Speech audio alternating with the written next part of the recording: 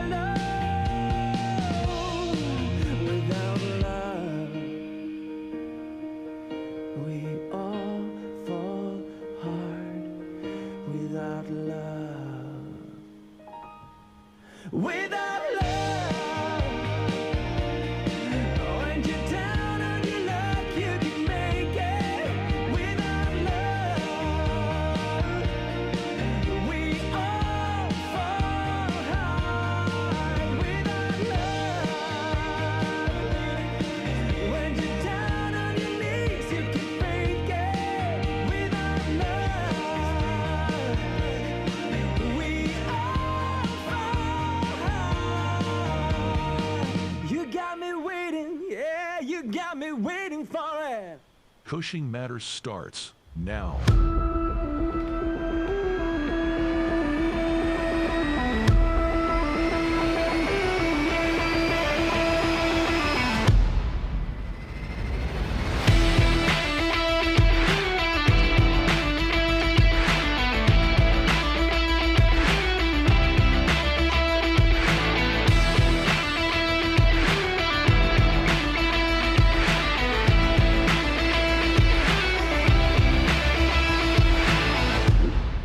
It's all good, man. Here are the hosts of Cushing Matters, Joe Kennedy and Dr. Don Amen.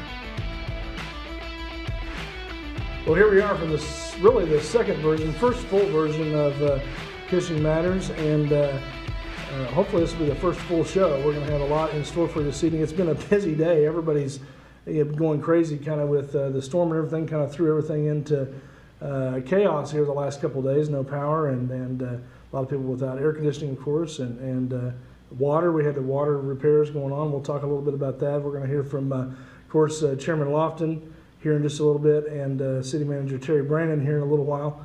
And I'm sure we'll get a full report kind of on what's going on around town. But a lot of repairs being done. I'd stopped through several businesses this last week. The bowling alley was pretty roughed up after the storm. They got pretty much tore half their roof off, and of course, then the water kind of infiltrated everything, and they were able to keep it off the lanes. They keep it off the very expensive flooring in the bowling alley, so that was good. But a lot of things going on around town. A lot of people kind of scrambling to get things taken care of.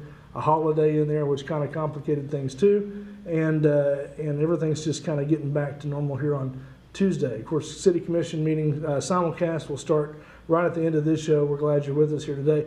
Typically, I have Don Amen with me, but I have the illustrious Marilyn Duff with me today. She's sitting in for Don. Don is what we'll call on assignment today. You know, I guess vacation is what they say, right? So, but Marilyn is here. Marilyn, a lot of credentials behind this lady right here. I mean, she was the first female chairman of the City Commission back in 93, mid-90s, mid-90s, yeah. And so very glad to have you here. How are you doing this evening? Thank you. And thanks for having me here, Joe. This will be fun. You're very welcome. We don't know exactly how it's going to go this evening, but we'll figure it out, right? Because as we kind of go along here. But we'll have to figure it out as we go today. Marilyn and I we kind of had a little rundown the other night, kind of having a long conversation about all this, and had a good conversation. So anyway, we've talked about a lot of it, but we haven't really got to do it much in practice. So we'll wing it and see how it goes this evening. So what we usually do, though, Don not being here, he still prepared a Amen Says segment for us. And of course, I had to tell Don to convince him to come on to be the co-host, which Marilyn's sitting in that seat tonight. We're not going to make her do this part, but I had to give Don 2 or 3 minutes of just his own time, just to kind of bloviate about whatever he wants to talk about a little bit. And so we're going to get right to that this evening. We're going to get right to his Amen Says. So we'll jump in here with the bumper and come right back here with Don Amen. Go ahead. Make my day.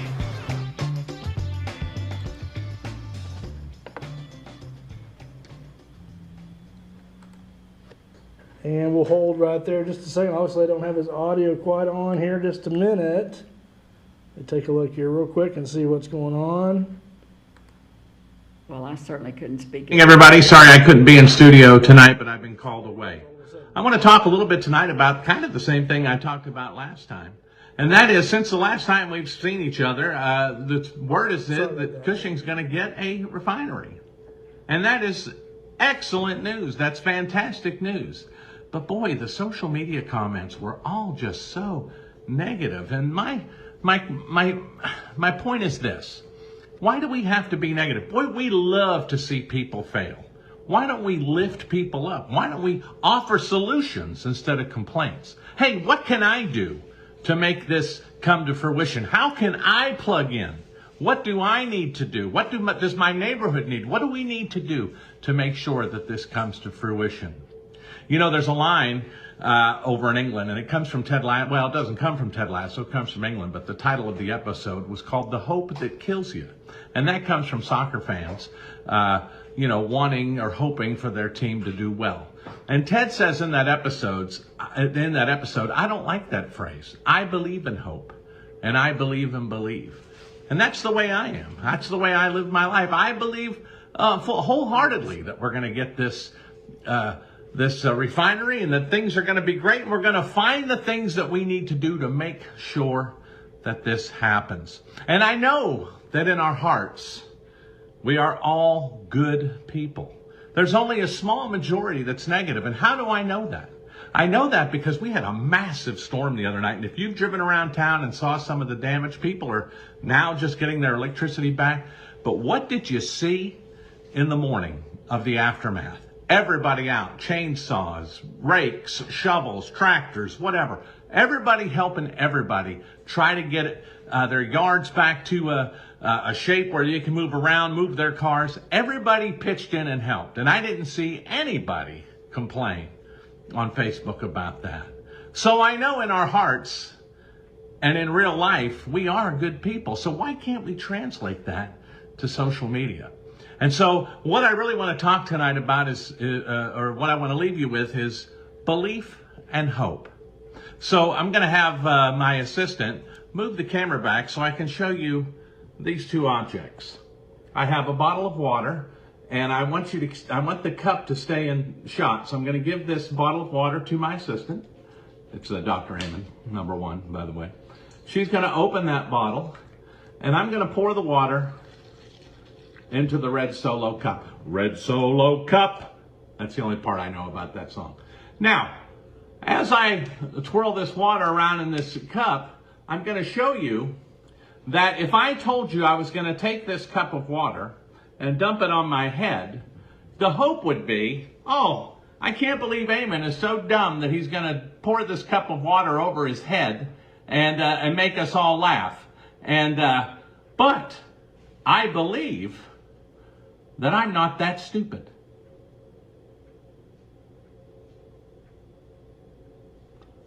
And that's what Amon says.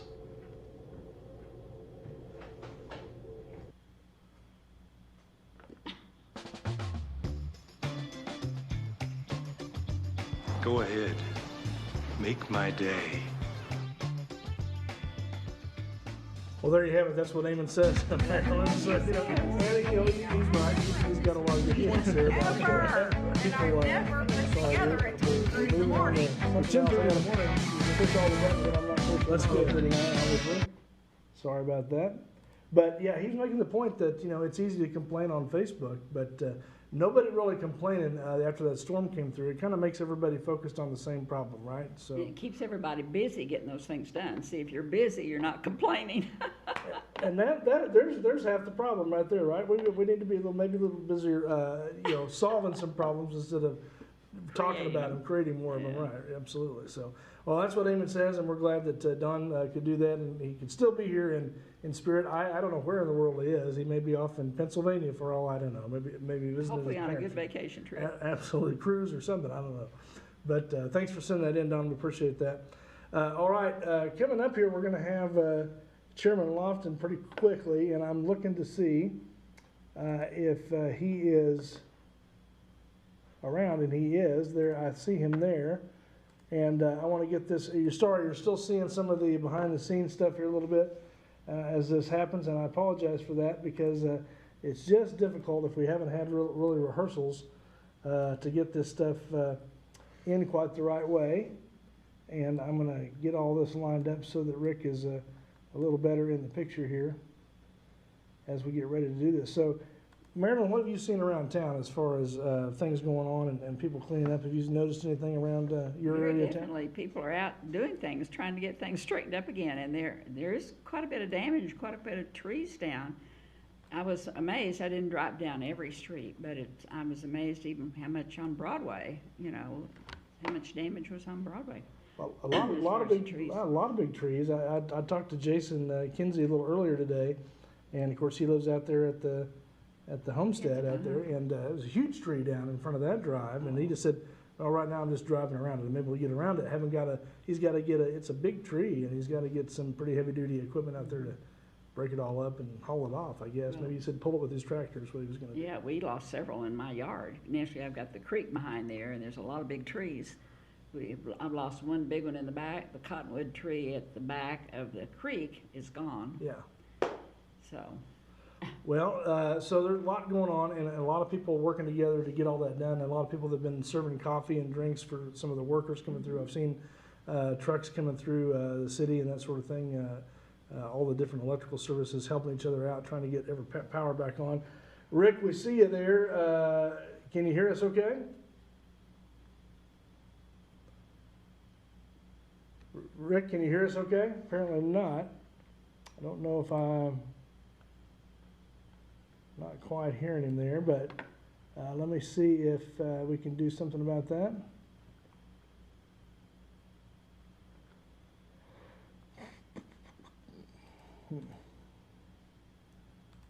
I see one. Should be. Rick, is your audio on? Can you hear us? Not hearing Rick there. You think maybe he doesn't have his turned on? Well, I don't know. I'm not exactly sure. This is the hard part. We don't get to really rehearse this and go through it before it happens. But Rick, can you hear us at all? He gives a thumbs up if you can hear us.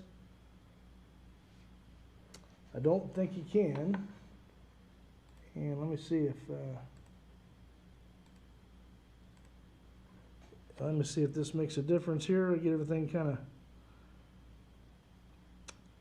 Any audio, Rick? We're not hearing Rick at all. Well, What would he the have? hand symbol there, but I'm not sure what that means. So, can you hear us at all? I don't think you can.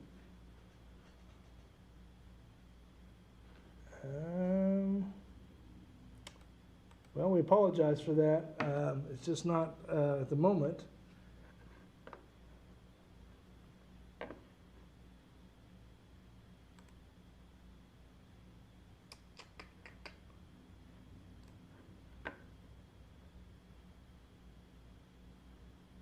What would he have to turn on? Well, he might have his mic off. That's very possible.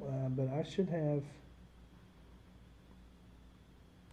He's not really hearing me, that I can tell. I see him talking now, but I'm not hearing him. Not hearing you. Can you hear me at all? I don't think so. Well, this is the hard part about these shows, Marilyn. Sometimes it just doesn't go quite right. So I don't know why he is not. We can't ask him if his mic is on. Well, if he, Rick, can you give me a thumbs up if you can hear me? He cannot hear me. So something is up with the. Rick, can you hear me at all? Nope. And I just do not know.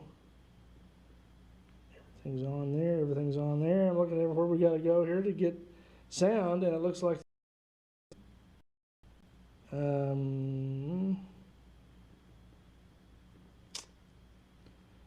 Well, I just don't.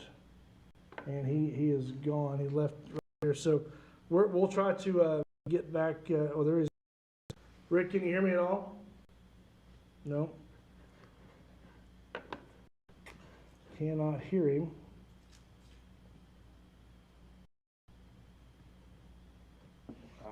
Goodness gracious.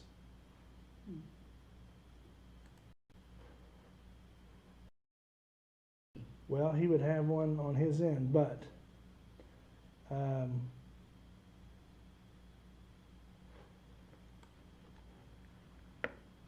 going to move Rick off the screen for a minute and see if we can get Terry on here. And since we're kind of running into that same issue, we'll see if we have that same issue with Terry as well.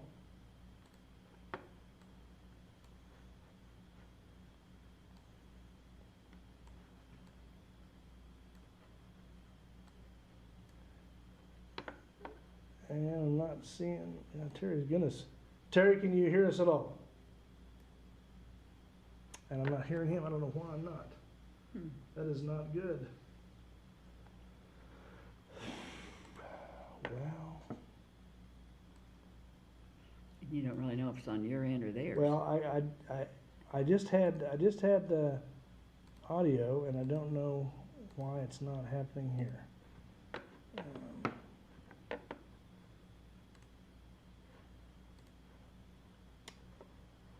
I don't know why Terry's whited out like that either. So we're having some problems with seeing these guys this evening. So we'll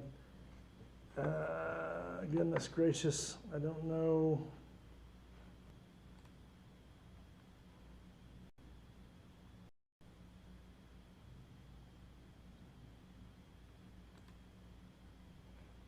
Now let's see if we, now I see a difference there. So let's see if maybe he got something going.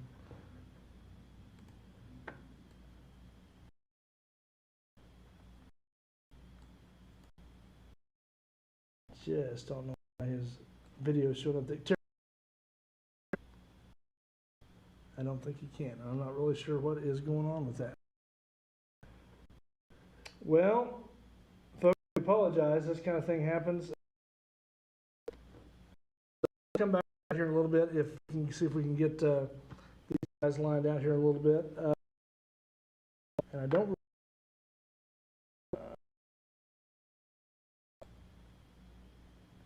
any other way to fix that on their end.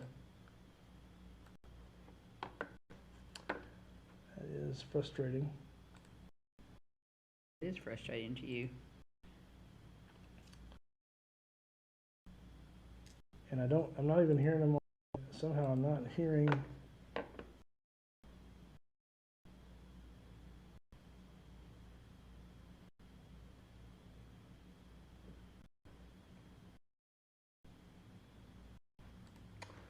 Well, just not hearing. Oh my goodness.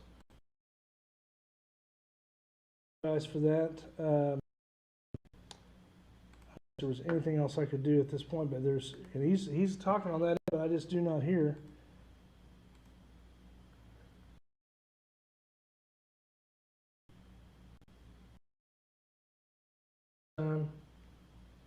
I see him talking, but I can't hear him.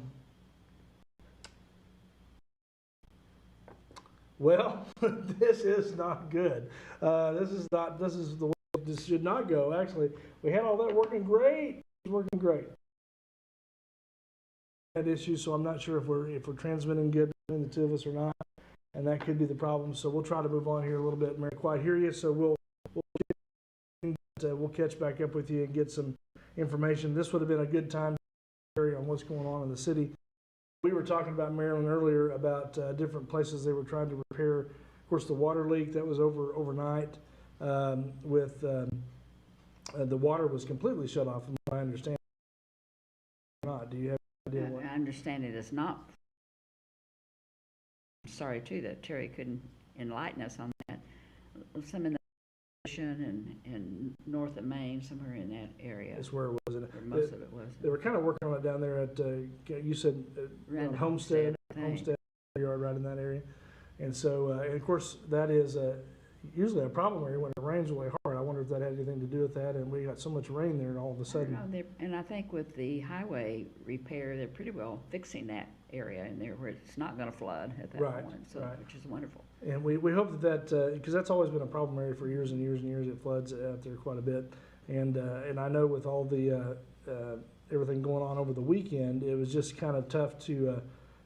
That area wasn't a problem, of course, but of course that slows down everything else going on in there because it's a big hole in the ground on the other side of the road, and it gets wet and muddy and kind of hard to work in. So I don't know if that disturbed anything they were doing on Main Street. There's a lot of things that weren't a problem until the weekend. Well, exactly, and a lot of roofs that weren't in bad repair either. So yeah, a lot of stuff. I understand. The only tragedy that I had heard of over the weekend was in Oilton. I think there was a tree that came down on a house, and I think there was one fatality there in Oilton, which was sad to hear about. And I know that was a tough situation there. That's and there's also a tree that fell on a house in Perkins, I believe, but no. No fatality or anything there. Correct. That's good to hear. So it's unfortunate that anybody suffer that demise from a storm like that, and it was just floor when we actually had our windows open and we saw the lightning, kind of heard the thunder in the distance.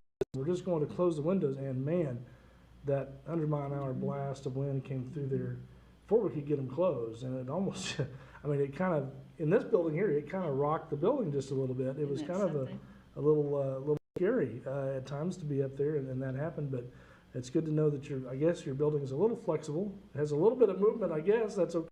Well, as high as you are here, that might be the possibility. Plus, the water came under my front door. It was so hard from the west at that point, you know. I could hear it, so I'd go get some towels and lay down there, and they did. The towels got wet. And I didn't hear any. I'm not so sure that it wasn't a tornado. Now, I understand that David Payne kind of explained this on News 9 the other night, that it was not a tornado, but boy, it was sure a strange thing. Miles an hour wind. Yeah, I think I've heard. And that's as powerful as some or more, other small tornadoes. So a big issue for everybody, and of course, and I'm sure Terry would agree here that the power system in that service there jumped into action. Water and sewer, and everybody has been on top of it, and I know Terry's been on top of it all weekend. Definitely. It's so good to get on top of all that, and the workers are good. Plus, I think they've gotten help from in some of the surrounding areas, which is marvelous. GRDA, I understand, has been a big help too. That's always something that being a part of that GRDA is always important. Help us, assist us, and just more. I think more than anything, just the trees that were given. The tree fell on the right. So many of the trees, and so many of them were. There was so much more lush this year because of all the rain we've had, and so that fills the tree with a lot of leaves, and so the wind doesn't pass through as easy. It catches more of that wind, and we were just seeing trees uprooted, coming out of the ground. They were getting pushed over, and big trees that should be deeply rooted were coming out of the ground pretty much, and so right there on Highland and by that Odom Park there, there's one just uprooted. Right. So a lot of things there that people have to do. Of course, trees go down, power lines go down. The cable system was out for a while here in Cushing. Internet, of course, was down, tied with that. Some people still don't have that restored, and so my Wi-Fi's out at home. Right. And I know that I saw one report OG&E had on about their company had outages, and so obviously working all of that to get everybody problem. No power, food's bad. Refrigerators can only hold it cold enough for a little while, and then pretty soon everything starts to spoil and go bad. Once it gets up over 40 degrees or better, I would think in a refrigerator, it kind of starts to be a problem for everybody. So a lot of cleanup still going on. I think there's yet today, and so I know that they're working very hard to get all of that taken care of as best they can. So it's amazing how great the city staff and the employees are to get out and do all that. And actually, a lot of that was on. Heck of a Father's Day for a lot of those guys to get up and go to work again, and but duty calls and it was right necessary, there. And they were right on top of it, and we appreciate all those guys so much, and a lot of the all of the utility workers were probably on top of their game all weekend long, and so we appreciate all that effort there too. So we're obviously kind of in a bad spot here, which I don't know if it's some of our connection or what it is exactly, but we just cannot get the system up and going here tonight. So I would bring up, we'll go kind of forward here to the agenda. I have an update a little bit on the refinery a little bit. I did talk to Bruce Johnson. Bruce Johnson was scheduled to be on tonight. He called me a little bit later this afternoon and said that if I could bypass that, he had to update some other boards and some other people, and so he needed to give that information to them first before coming on here, so I totally understood that. But Mr. Ward from Southern Rock Energy Partners is who he's been working with, and Mr. Ward, as I understand it, is going to allot us some time on Friday to get together and do an interview. We'll record that, and then we'll make it available to everybody here in Cushing. But I understand from talking to Bruce tonight, that they are working on, or in the middle of negotiating some land, a place for that to go. And I think that's a big consideration for Very this project. important, yes. That will make us seem like it's really gonna happen once they pick out that location. Right. Yeah. And, you know, several things have to happen here first. We'll talk about that a little bit. We talked about this the other day, but obviously they have to have a place, you know, to build the refinery and start in on that. But then I would assume that after you have a location, then you've got permitting and all that kind of stuff that starts. What do you know about that process? I really don't. I know there's like 6 or 7 permits they've got to get from various things, environmental, you know, so forth, which Bruce will be good in helping on that. Right. And a couple of the questions I had for Bruce, one, the first question I was going to ask him was, you know, hey, location, you know, everybody wants to know location. And I think the concern there was, well, if you announce a big press release like that and you don't really have a location locked down, well, aren't you just kind of shooting yourself in the foot? But apparently I think they've got a little bit of a handle on that, more than they've been talking about. Well, I would say if they don't have that location actually settled, they probably won't announce that. I mean, they're gonna try to get a location, but they've gotta make sure that's It's going to work. And gonna work and that they've actually got possession of it at Right, that point. right.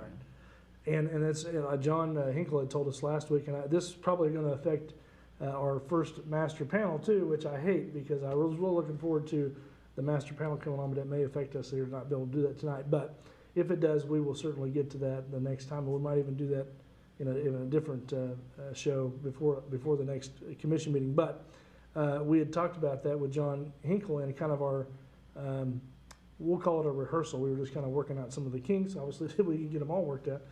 But John mentioned that it's going to have to be a pretty big area, several acres, you know, many acres, where that refinery will be built. So it's got to be a lot of consideration where you can, Yeah. one, where you can dig in Cushing, because there's pipelines everywhere, right? True, So, you know, which is good for us. It is good. It's good for us. But there's got to be there's going to be some specifics on that location that are going to have to be met, you know, in order for them to be able to build the refinery. They're obviously going to have to tie in. I don't know if they will build a pipeline to where it needs to go, additional pipeline. We kind of talked about that with John too in our pre-session rehearsal there a little bit, and he said that. Well, you could just clean out a pipeline with those pigs and send the product down that way too. So it could already go to You mean use existing pipelines? existing there? pipeline. He sounded like he could do that. So you basically send the pig through the pipeline, clean it out, and then you can put another product in there and send it on down, you know, to Houston or wherever the destination is down there to the Gulf, and then out it goes. So I think there's a lot of moving parts in all of that, I assume. And then again. We want to talk to Bruce about the possibility of rail and how that'll impact the refinery as well. Too. Have you heard anything on Well, that? definitely we'd have to have rail, I would think. I say definitely, I would think we'd have to have rail. And at one time, there was rail that was gonna come up from Davenport Right. up through that way, and there used to be rail tracks in there. I'm sure that's available to where that can go back. And I think we were talking about they can rebuild basically that same right of way that was Probably, there, yeah. probably from previous usage. And I guess what they were talking about that was when the rail was going to be a passenger line from Tulsa to Oklahoma City, as I understand it. Is that right? There was one that was due to go there, and it was gonna go through Stroud, but I don't think that one was gonna come up through Cushing at that point. I think it was going on. But there used to be a train rail through Cushing, naturally, and it came up Little and kind of behind Little Street over Right. there, west of there. So I think there's easements there already. Right. So that's I think the spur or whatever they call that for the rail line. So, and I think some of that too is going to have to be. Bruce mentioned to me the other day that Mr. Ward was busy talking to a lot of government officials in the Oklahoma State at the Capitol in Oklahoma City, of course. And there's a lot of work being done there. This would not just be a big deal for Cushing; it'd be a big deal for Oklahoma. Yes, definitely. Really, it's a big deal for anybody in the nation, because it's the first one that's been built in 45 years. So Fantastic. huge potential impact on Cushing, don't you think? Oh, definitely, and it's the right place because Cushing's had so many refineries in the past. You know, you kind of think of Cushing with refineries, or I do. And how many have we had? 9 to 12 refineries over the past, and Nashville's been 2 or 3 active ones in the last probably, 10 to 20 years. Right. Midland and or Hudson Right. Refinery. Hudson was Deep really Rock. Hudson was really the last one here, is that right? In Correct. the 80s, yeah. Uh-huh. So, and that's been a while, and that was probably, you know, you have to think back about the impact of refineries leaving. We know what that's like, right? We weren't necessarily around when the refinery started, which would probably been the late 20s, early 30s when they were built. They were, except I remember Deep Rock running over here, or Hudson Refinery running. That was all built. That was still built when I was in school, naturally. I mean, that was So, in the 50s. The late 90s. The late No. 90s? Not hardly. Well, that's all right. So, yeah, but a lot of those were still, I mean, they were still pretty modern refineries, even in the 70s, 60s, and 70s. And Probably. And a little bit Modern into the for 80s. then. I'm Yeah. sure they had to upgrade them a lot, but Right. particularly and they shut those down. Really, the last bit of production was probably, what, 84, 82, 84, somewhere right in there. That's before my time here, so I don't know. But, Might have been even a little earlier than that. yeah. And I can't remember what year the Vidoc went down. Well, I was here when that happened, and I think that was early 90s. Yeah, or early late 90s. 80s maybe. Early Yeah, 90s. it probably had to be early 90s, I think. And see, that was after the refineries were gone Right, too. right. Is that basically what carried you over all that Yeah, equipment, or Yeah, that's the reason the refineries Vidoc were there? was That was there. there, yeah, exactly. So a lot of things there. So you can imagine the impact. You know, when those leave, it was a very depressed area at the time those leave, because there was a ton of jobs and a lot of jobs that went away and people's livelihoods. And so we can think of 428 or 18. What was it? 18 or 28 jobs supposedly I coming in think with they this said refinery. 424 or something like that. Yeah. Which would be wonderful, and naturally, I'm sure they're not real sure on that count. There might even be more than that, which Right, would be great. right. Well, there's a lot to consider there, and how that will impact Cushing, even from the school's point of view to other services that the city will have to Yeah. provide, additional fire, obviously, you're going to have more police presence, you're going to have more water and electric service, all that stuff really plays into it. And we're talking a period of years that it would grow, but it would be a pretty steady growth pretty early on, wouldn't you think? I would think so, and naturally, it is gonna cost the city more, but the city will also be receiving more income, maybe from sales tax. That's about our only income. Right. But who knows what else the state might be able to put in at that point. Well, let's talk about the agenda here a little bit, since we're kind of at a loss for doing our whole normal show. And I was looking at the show earlier today, and I think, man, this is just jam packed with people and information. And here we are, just vamping, Just you and I. without all that. And here we are. It's kind of like the other night. We're just sitting and talking about this, but part of that, the agenda. So if you got an agenda, you'll notice that this agenda was extremely long. It was very, very big, and it was because of the fiscal year starting on July 1st. And Terry did tell me this is pretty normal size for the agenda, because all the budget numbers are in there, and there's also some other information about how you approach if you want to speak to the commission or approach the commission or have something prepared. There's a little bit on that in there too.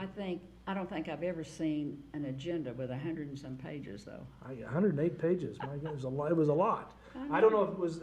I didn't look at every page, but it looked like a lot of the budget was in there. A lot of small slides from only the budget meeting that basically explaining what the projections were. Terry's very detailed and transparent. He's very good at letting people know what's going on, which is wonderful. And yes, there'll be maybe a long agenda tonight, maybe a long meeting. It could be. And I think, and you gave us some information too about even planning commission vacancies and some other vacancies Yes. like that, which will have to take time. So tell us about, if you're on the planning commission, exactly what are you doing on the planning commission? What does a member of the planning commission do? Well, we look at zoning certain things, and what should go in certain zonings at that point. And next, we're getting ready to go into a comprehensive plan before too long. The last one was in 1980. We haven't had a comprehensive plan update since then, so we're definitely due one. And when you say comprehensive plan, what does that entail? I mean, what are we talking about there? A comprehensive plan shows what we have around the city, what the zoning is in various locations, what can go there, what can be built within those particular areas.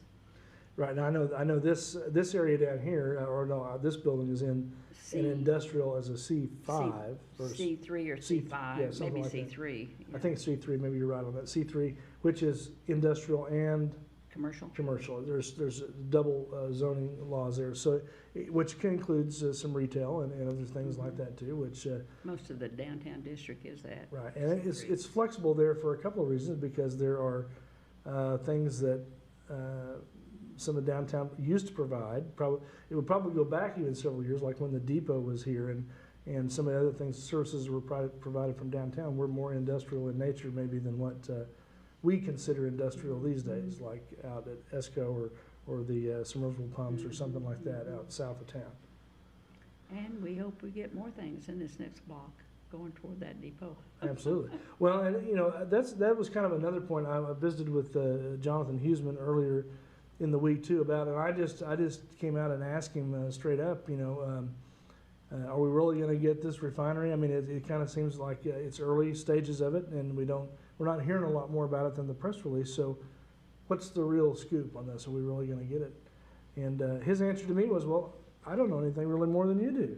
I read the press release just like you did, you know. I started saying, what did he say? Did he know? Yeah, well, he did say he did look into it a little bit, and it's good to know that there's some research being done there and checking on it, because Definitely. they're checking into, you know, well, why did we come? Why was the decision made to come to Cushing? And I want to emphasize, this is a lot of what Bruce was going to visit with us on this evening, and he was also going to have Mr. Ward speak to us on this, and he wants to go through the exact reason why Cushing won this project, and I think he wants to really lay out for us why we should be excited about it and what the possibilities are from what Southern Rock Energy Partners' point of view is, and why Cushing was chosen. And I think that'd be wonderful. And you know, they pretty well have declared this, or Bruce would have never announced, or that announcement wouldn't have come out to begin with, Right. you know. But, you know, we won over, Kansas and Texas, and it seemed like there's one, Arizona. Yeah, another there were a lot state. of places Yeah. in there that Three you know, places, and then Oklahoma did get that yeah. win, And so that's you good. have to look at you really have to look at the things that, you know, is here in Cushing. I think for a long time, maybe when I first moved here in the early '90s, that people were a little bit hesitant because, you know, the refineries had closed, and we're all so connected to oil and gas and all of that, and because it was kind of a downturn in that, it was kind of a negative thing at that point in time. Really? Like, we don't want to embrace that. We don't want to be an oil town anymore, you know. But I've never felt that way. well, I'm sure you haven't. Now, Whatever Cushing is, we'll make it work, you know, at that point. I can't imagine Maryland ever being anything but pro Cushing 110%. Well, that's true, and furthermore, there's been too many years where the refiners have been good, but there's been other companies that have come in, as we all know about, that has helped us grow, you know, Absolutely. at that point. So Well, and that's kind of the point, right? Is that as these bigger things happen to us, and this is the point Jonathan was making, just even if, he said, even if worst case scenario, the refinery doesn't come to Cushing, let's just take the worst case scenario. If it doesn't come to Cushing, the process that we went through to be the final place for that to land, or for Southern Rock to pick us, that alone puts more attention on yeah, Cushing. think of all the people that have heard about this. Absolutely, and so the potential there is that a lot of other companies will know of Cushing, will come in, maybe because they didn't really understand what we really had here as far as the energy, the tank farms and the energy capital that we are of the world, really. I've always said Cushing is the best kept secret. We need to market ourselves Absolutely. better. And, you know, I was so pleased that we beat Victoria, Texas.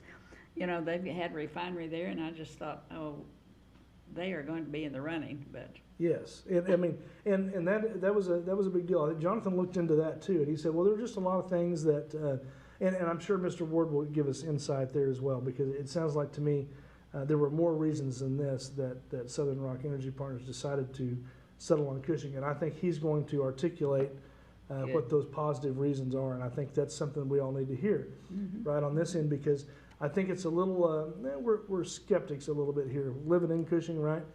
Because, you know, we've seen a lot of stuff go that way. Now, we have to say, you know, 25 years ago, the tank farms weren't here. to the degree that they are now. I mean, there were some, Well, yeah. but not to the degree they are now. It No. really boomed in about, what, 2012, 2014, Or 13, maybe even a 14? little before that, because we've got so many oil companies out there and Right. pipeline companies out there, which have continued to grow. Right, And, you know, another thing that we have, maybe above all the rest of them, is just our security that we have in Right. place out there. And there should be security, and the city's done a great job on that, you know. well, those, and I could venture to imagine that would be one of the positive things that Mr. Ward has to say about it, because the partnership that, for instance, the fire department and the police now have with the oil companies out there, well, that just doesn't happen overnight. There's a lot of training, a lot of additional equipment that they have to be versed in and know how to operate in order to provide service to the tank farms as well. So that's been an ongoing thing for years and years, and I think maybe we're seeing a little bit of benefit from that. Oh, definitely, and our fire department has done so well in getting to know and working with them. You know, fire department and the police department, just like they do the prison, you know, they're Right. in tune with them and help them so much, so. And that's a good point that you bring that up, because that was what mid-90s, kind of when the prison came in. Is that right? Or when there was talk of that happening, I think. That was what now? With the prison, when the prison was coming in, there was kind of a discussion about that in the mid-90s, it seemed like to me. Well, yes, and a lot of people at that point were not ready for that prison to come in, you know. I remember us working the streets promoting that and trying to get people involved with getting the prison in, you know, which it's been wonderful. Right, and really, there's not been any, I mean, the prison, there are things that happen within the walls of the prison, you know, probably that That they we have may to not know manage, about, and we may yeah. not know about, but really, as a whole, for Cushing, there's not been any problems there, you know, for the residents of Cushing, really. And it's really just been a benefit to the area, but we've seen that work out, but it took a little while for everybody to get Yeah. comfortable with that, I think. And the city makes some revenue off of that also because of the phone system and various things that they have contact with there. So it's a benefit to the city in that respect, a little bit of Right. revenue, but, Right, and of course, I don't know how many people they employ now, but now it's a federal prison, which we're really lucky to kind of get over that hump too, where the prison went away from the state side, but now it's a federal prison, so there's still people being employed there, which translates into sales tax dollars, and people that live here, that work there, spend their money in Cushing yeah, and so many on. people do live here now that maybe are not, just, parts of their family that are in there, but people that work there, you know. Right, And our VOTEC has been so good with that too, because, or Central Tech, because they train the people to go to work out there, so that helps. There's a connection there. right.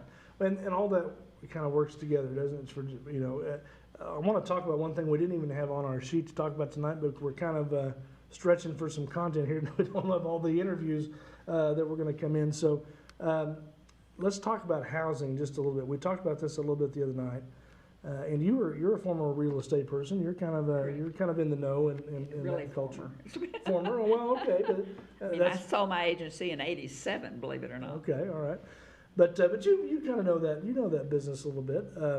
And there's some places here that need to be developed in Cushing. What do you know about the land maybe behind Walmart out there that everybody kind of talks about as far as being Well, a the housing? city development? owns that land Okay. out behind Walmart, and that'd be a good place for a development. It's been talked about before that they might put assistant living out there.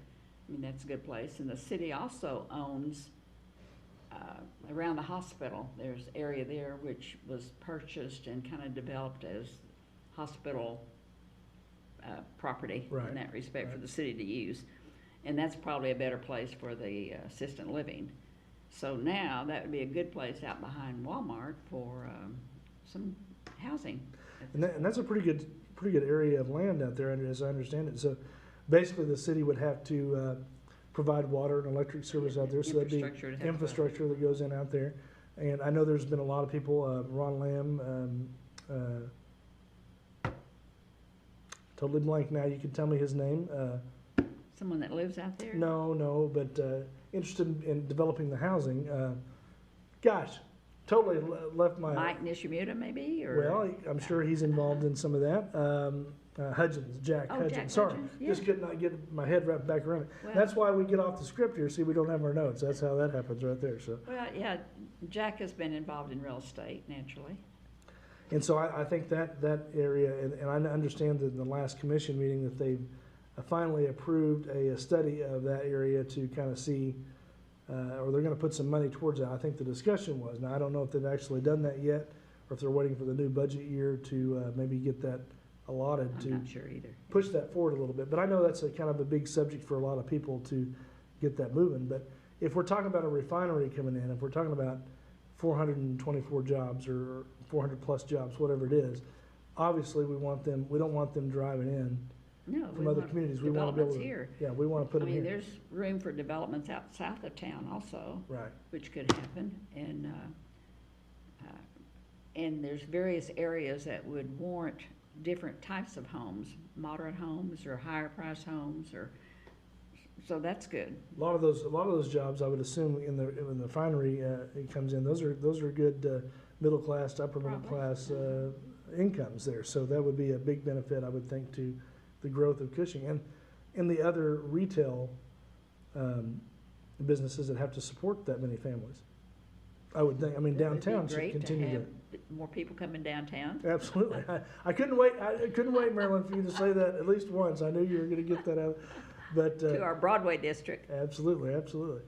And we talked about that the other night just a little bit about that too. The changes that have happened in downtown over the last 20 years, really, even 10 years. You can probably just go back 10 years.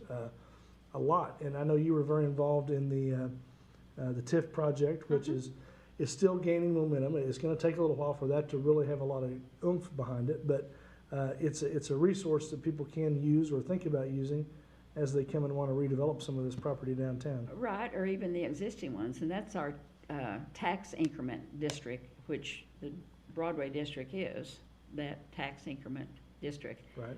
And yes, in fact, they were just appraising that based on Avalon taxes, is what that is based on. Right.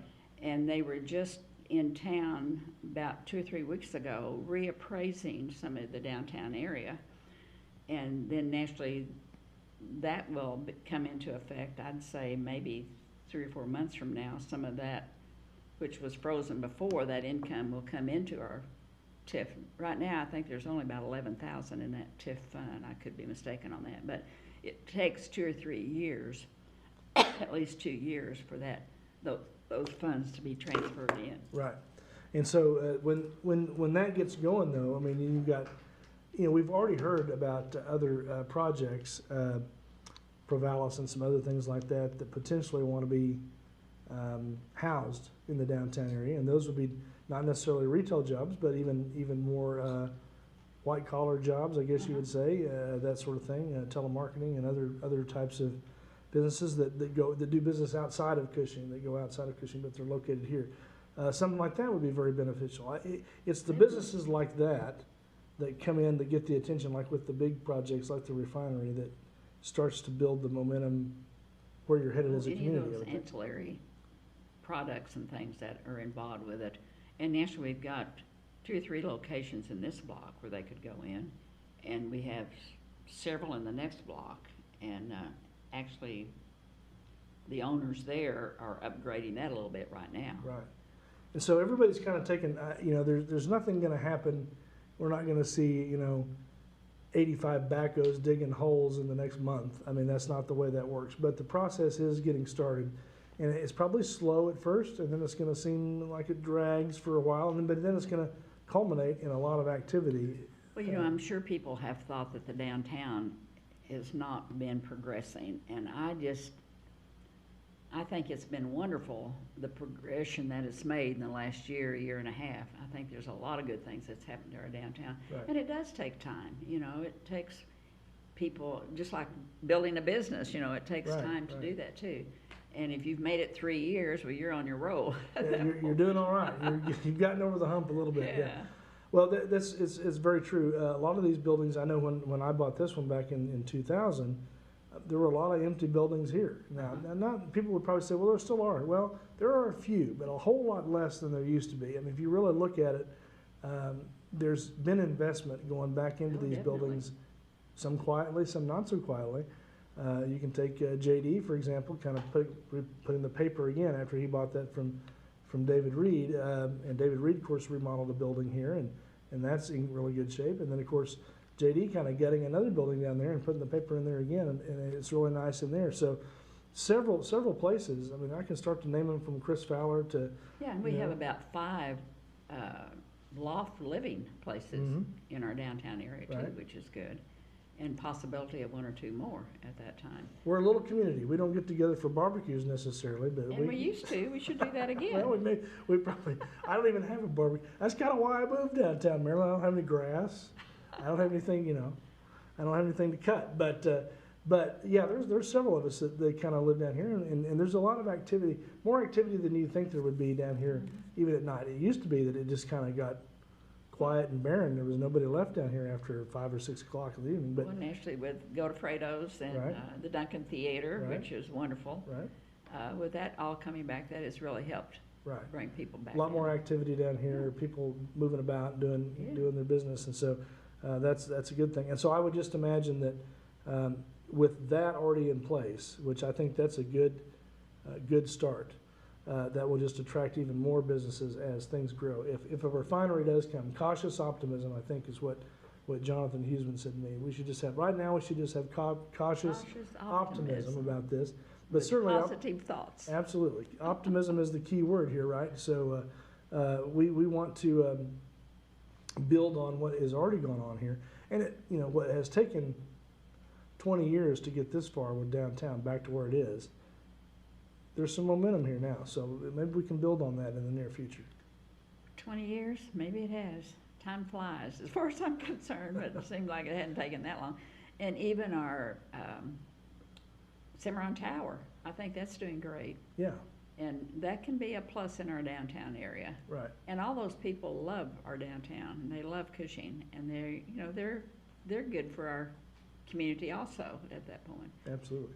And Well, there's a lot of things. One big thing everybody kind of likes to, like Dawn was saying, if we wanted to complain about something, they'd probably get on the grocery store issue and some stuff like that. But that will come, won't it? I mean, I think to really support more of that, a few more residents wouldn't hurt. More people living in town wouldn't hurt, right? Grocery store would probably like to see that. Some probably larger food chains would like to see that. I tried hard to get a grocery store downtown, and I got on with Harry Escott, and we were talking. I says, no, I want it downtown, Maryland, there's no parking. Your dad had a grocery store down here for years, and it was the same parking, Yeah, exactly. They still figured it out, right? Well, and then if you go back to kind of the boom years in Cushing in the 30s, I would say, or late 20s and 30s. Well, even after that, I mean, my years was like in the 50s, Right. and I feel like we were boom years there, at that point. You've got a lot of the 20th century covered, Maryland. I'm just telling you, you've got a lot of. You are a walking history book. I can just tell you. Well, I all don't these know about that, businesses because I there. think when you're younger, you don't pay a lot of attention to it, which is not good. But when you talk about history, that's one thing I wish we had here, and I'm trying to secure, is something for a history center or history building here. We need a historical building here, historical center, rather. We have a lot of historical buildings. We need a historical center. Some to tell the story of them. I know, and I just spoke with Farrell Kleckner again over the weekend, and he's still working on it. I know that's a passion of his and Oh, Rick's yeah. and And he's yours and a lot of people. We have a good historical society here. Right. Yeah. Well, those things are obviously important to everybody. I mean, because the longevity of Cushing, you don't know. It's hard to know. If you just hang your hat on the things that you learned about Cushing in the 80s, wouldn't be such a good story all the time, right? But if you take it as a whole, I mean, Cushing's really had a very well-built And colorful history colorful with all history. the oil. and And if we can teach the younger ones more about it, and I've always said, people used to say, well, there's nothing here for them to stay. Well, to me, if there were something here, kids right out of school are going to leave anyway for a while before they come back. right. But So they'll it's come kind of back. a natural thing for young people to do. It is. But that refinery prospect, and just like Don said tonight, and Jonathan said in our conversation, and I'm sure we would have heard from Terry and Ricky the same thing. We just need to keep doing what we've been doing, keep the progress going. and as we can, as Right. things increase and the things we invest more money in, and the town begins to grow, we just need to make the right decisions and Keep those positive thoughts there and keep helping in any way we can and not complain about things in Right. Cushing. Just keep helping because our city hall does such a great job that they're working at it, that's for sure. that's the thing about city government. And I would tell you too to just tell people to look at the agenda again too, because if you wanted to petition the commission, if you wanted to bring an issue before the commission, do that. There's in the agenda, There's a there's way kind of to some do line it. out, the proper way to do that. And you would have the ear of those commissioners. I know every one of those Definitely. commissioners, they may want to do it a little bit differently, or want to have different ideas on how to do it, but they all want what's best really for Cushing, don't And they? they all listen and then try to make the right decisions.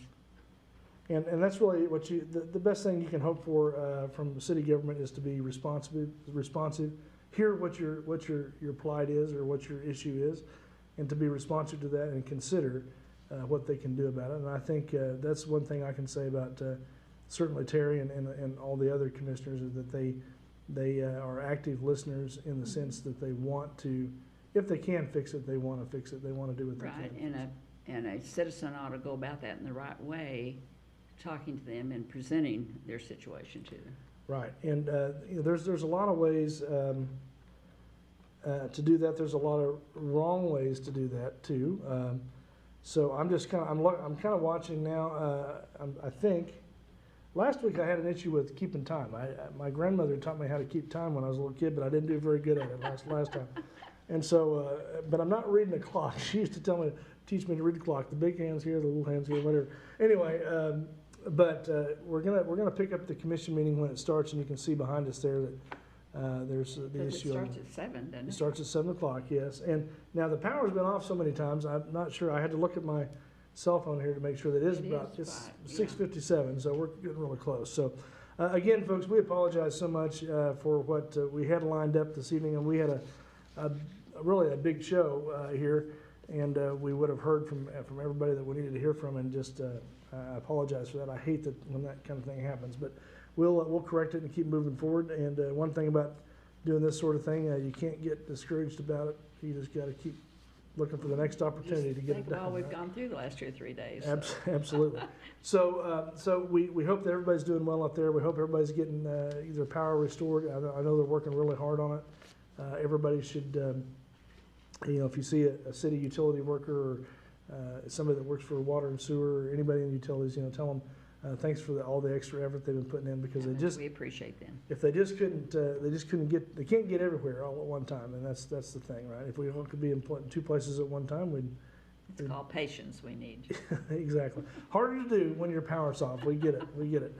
But we want to thank you for watching tonight, and we're going to pick up the commission meeting, again right here when it starts, and I'm determined to do a good handoff on this so we can get right into it. But I don't know that we're going to have audio. So if we do not have audio tonight, we apologize again in advance for that. But we'll get that hammered out next time. And this is our first attempt at it, and sometimes, if it doesn't work the first time, you just try again, right? We're good at making it work the next The time. little so little that's train that good. could go, right? So I know, Marilyn, you got to take off, and you're going to head actually down to the meeting. I'm And gonna go to the meeting. they've yeah. got some executive sessions tonight. They've got some other Probably. things that they're going to be talking about. And I think it's going to be an important meeting for Cushing really tonight. And it's going to be an important year. This next fiscal year for Cushing coming up is going to be important. And so we hope that all that works out good. So we're gonna go ahead and call this show good. Again, we apologize for not getting it quite the way we wanted it to be. But Thank you, Joe, for doing as well as you do. on well, this. You do great. we appreciate you coming in. Marilyn, thanks for sitting in Don's hot seat tonight, because that's a hard seat to fill. Yeah, I wouldn't compete with Don at all, so he's Well, too good. I think you did a really good job. I think you did really good. All right, well, that's going to be it for us on this minor episode of Cushing Matters, and we'll get everything back together. And once we get this show pulled together, I think it's going to be really beneficial for the community. I think so too. Take a look and read that agenda, and look at the way you can approach the commissioners and tell them, all the utility workers, thanks for all your extra effort the last day or so. And if you still need to get in touch with the city, keep letting them know that your power's still out, whatever you need to do, and I'm sure they'll get around to you very quickly. So anyway, thank you very much for being with us tonight, and we'll see you next time on the studio show, or actually on the Cushing Matters. All right, see you later.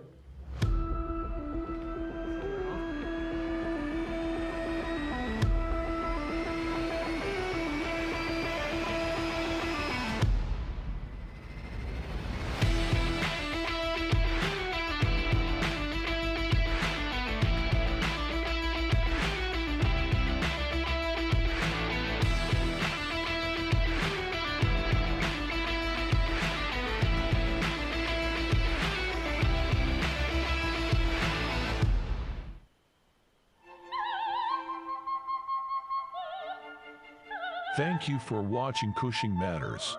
This has been a Hub Network production. We now join the commission meeting in progress.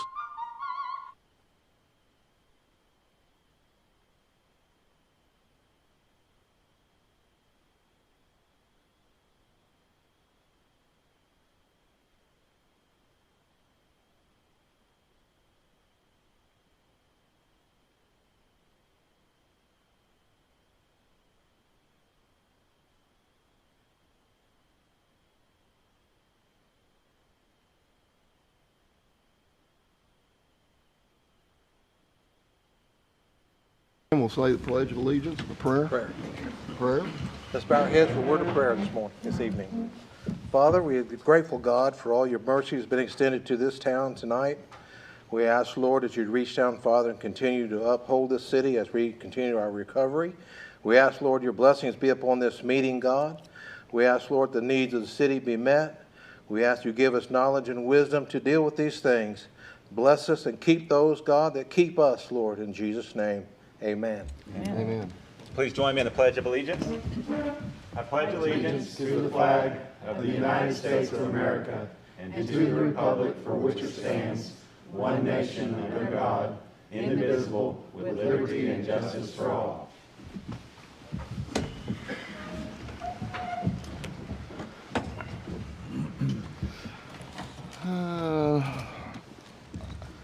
Item number D, a special presentation to Craig Calkins.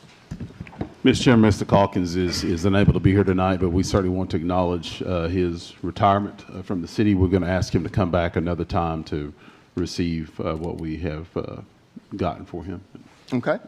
Thank you. Sounds good. Item E, proclamation, proclaim June 21st, 2023 as National Timeout Day. Kim, you want to meet me down here at the podium?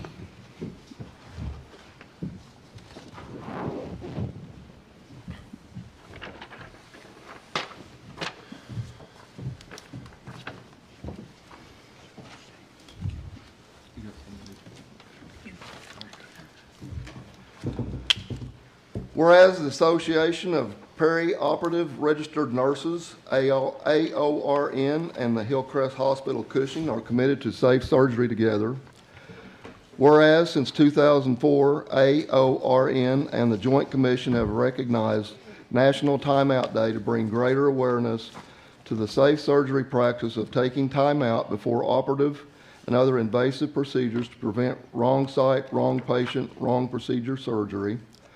Whereas the National Timeout Day initiative supports the Joint Commission's universal protocol and builds greater awareness among surgical team members about the critical steps that keeps patients safe. Whereas the Timeouts Initiative's goal is to prevent errors by ensuring that all members of the surgical team pause before invasive procedures so they can communicate as a group and confirm key information about the patient and the procedure. Whereas wrong patient, wrong site, and wrong procedure surgeries are rare, but can be life-altering for patients. Whereas the City of Cushing, Oklahoma commends perioperative and procedural teams at the Hillcrest Hospital Cushing, including members of AORN, for the hard work and dedication of teams daily to ensure safe environments for procedural and surgical patients and reduce unnecessary healthcare costs. Now, therefore, be it resolved that the City of Cushing hereby proclaims June 21st, 2023 as National Timeout Day. In witness thereof, I hereto set my hand and cause the Great Seal of the City of Cushing, Oklahoma to be affixed this 20th day of June, 2023.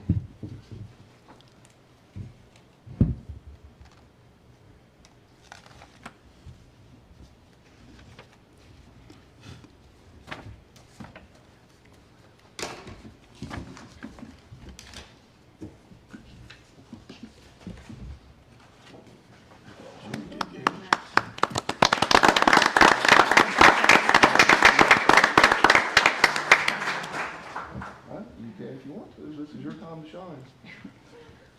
Sure, I can just say a couple of words. I just want to say thank you to the City of Cushing for their support of our perioperative services at Hillcrest Cushing. And just that this is a big deal. If you ever have surgery, you want things to stop before you have surgery so that you know that everybody's focused on doing the right thing at the right time and that we're not going to take off the wrong finger or limb or something like that. So it's a safe practice for nurses. And so I reached out to the city and just asked them to support this, and they were overjoyed to do it. So we just thank you guys for your support.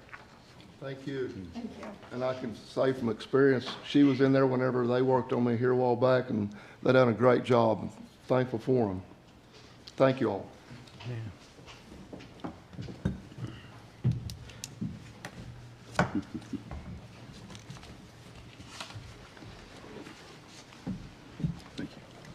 Okay. Number 2, public input and unscheduled personal appearances. Do we have any? I have not received any, Mr. Chairman. Okay. Item 3, consent agenda. Item 3A, approved claims and payroll totaling $881,109.15.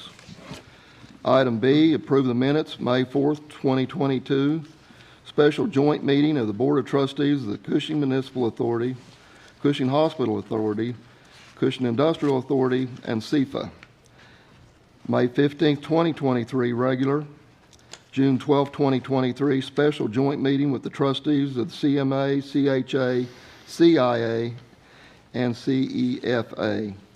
3C, approve budget amendment. Amend the fiscal year 2022-2023 City of Cushing budget. Item D, authorize the purchase of aviation fuel and expend up to $60,000. Item E, authorize the purchase of no-lead fuel and diesel fuel and expend up to $30,000. Item F, approve payment to the Oklahoma Municipal Management Services in the amount of $7,200 for payment of invoice number 14182 for inspection services. Item G, authorize the city manager to execute all documents necessary for the fiscal year 2023-2024 workers' compensation plan renewal participation agreement with OMAG and to approve payment to OMAG in the sum of $201,197 to be paid from the fiscal year 2023-2024 budgeted funds. Item H, approve payment to OMAG in the sum of $142,692.48 for the City of Cushing's portion of the insurance premium to be paid from fiscal year 2023-2024 budgeted funds. Item I, authorize the Chairman, Board of Commissioners to execute an audit engagement letter with CBEW Professional Group, LLP, to perform the fiscal year 2022-2023 audit. Item J, approve retirement for Craig Calkins. Item K, appoint Amy Klein and Misty Nafee to new 3-year terms on the Cushing Library Board. Item I, statement of cash and investments as of May 31st, 2023. Would anybody like a short explanation or remove an item? Mr. Chairman, I make a motion we approve the consent agenda. Second. I have a motion from Mr. Robertson to approve the consent agenda. A second from Mr. Wharton. Any discussion? If not, let's all in favor say aye. Aye. Aye. Noes? There's 5 ayes. Item number 5A, general business. Authorize the Chairman, Board of Trustees to execute an employment agreement with Jonathan Huseman for the position of City Attorney, which is executive. But I just want to point out, Chairman, it says Board of Trustees. It should say Board of Commissioners on there. Okay. So we have a typo? Yeah. No big deal. Okay. We want to be legal. Okay. Authorize the Chairman, Board of Commissioners to execute an employment agreement with Jonathan Huseman for the position of City Attorney. And we'll need to do that in executive session.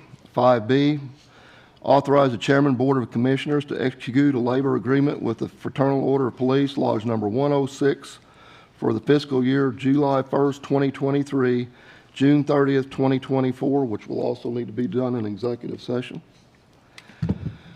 Item C, 5C, appoint one member to serve the remainder of unexpired term on the Planning Commission through September 2025.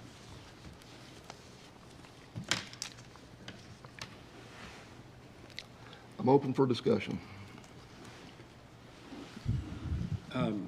Mr. Chairman, did we get a recommendation from the Planning Commission about either one of these candidates? I reviewed both of them, and they're both really eminently qualified. And I'd be interested to hear what the Planning Commission had to say about that. I have seen nothing. Mr. Chairman, to add to that, I did speak with the chair of the Planning Commission. Of course, they don't have, obviously, regularly scheduled meetings, but the chair of the Planning Commission's comments to me were they were both very, very strong candidates and worthy of consideration. It strikes me, Mr. Chairman, that we often don't have two qualified candidates for these spots as qualified as these two individuals. We have a comprehensive planning sessions, and Guernsey's running comprehensive planning sessions coming up this year. Whoever doesn't get nominated probably ought to get put on the steering committee or utilized in some way in that comprehensive plan activities. Okay. I mean, it doesn't have to be on the steering committee, but there'll be activities. We certainly don't want to lose asset like one of these persons that's not selected. I agree. Anybody else? Yes, Mr. Chairman. I just have a few comments. This is a difficult decision, and as Commissioner Branian stated, it's not difficult necessarily because we don't want either of these candidates, but because they are both excellent, tremendous candidates. And it's difficult to, and it would be nice to be able to vote for both of them, but unfortunately we're not able to vote for both of them, so we have to choose one. In my due diligence and process of thinking about this agenda item, I reached out to numerous people, including all the members of the Planning Commission, and every single person I spoke with had nothing but positive things to say about each of these candidates. In fact, they said they would both be tremendous assets on the Planning Commission, and they didn't have a preference either way. So that left the decision-making purview with this board, and we do need to make a decision. So for the sake of making a decision, I would nominate Carrie Marks to fill this vacancy on the Planning Commission. I have a motion for Carrie Marks. I'll second that. I have a motion for Carrie Marks from Mr. Roberson, second from Mr. Orton. Mr. Chairman, I have another comment just to elaborate on what Commissioner Branian said. We do have the comprehensive plan process coming up, so although we're only able to choose one person, we would strongly encourage Mrs. Butler to stay engaged, because there will be other opportunities to be involved with the comprehensive planning and other positions and openings within the city. So we appreciate your dedication to the city and willingness to serve, and we hope you continue to do that. Okay. Anybody else? I have Carrie Marks' name been proposed. Anybody else? Okay, we're going to vote. All in favor for Carrie Marks, say aye. Aye. Aye. Motion passed for Carrie Marks, 5-0. 5D, discussion and review of the City of Cushing's adopted rules of order. Item open for discussion. Hey, Mr. Chairman, if you don't mind. Sure. This agenda item came about, former Chair Mike Griffith asked about this, and Commissioner Roberson's also asked for us just to kind of review. We adopted these rules back in 2019, and several of you were not on the commission at that time.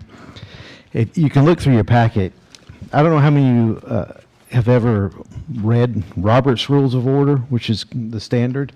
And if you get the book, it's like that thick. It's 300 to 400 pages, depending upon which version you get. And that's very unwieldy. You know, we have 5-person boards. We don't need 300 to 400 pages. It was the thinking when we adopted this. So working with Chairman Don Amon at the time we adopted these, I found the California League of Cities, it's kind of like their OML that we have, had talked about this issue, and a former judge out there in California had adapted the Robert's Rules of Orders into a simple 10-page instead of 300-page set of guidelines and rules. And that's what we based ours off. It's called the Rosenberg's Rules of Orders. And it's really just, it's Robert's Rules of Orders simplified. And there's a few materials in your packet. Just real quick, the basic motion is what you guys have just made here, so far today. You move that we approve or that we adopt or whatever it is, an item. And a second, that's a basic motion. If there's an amendment, that's a basic motion also.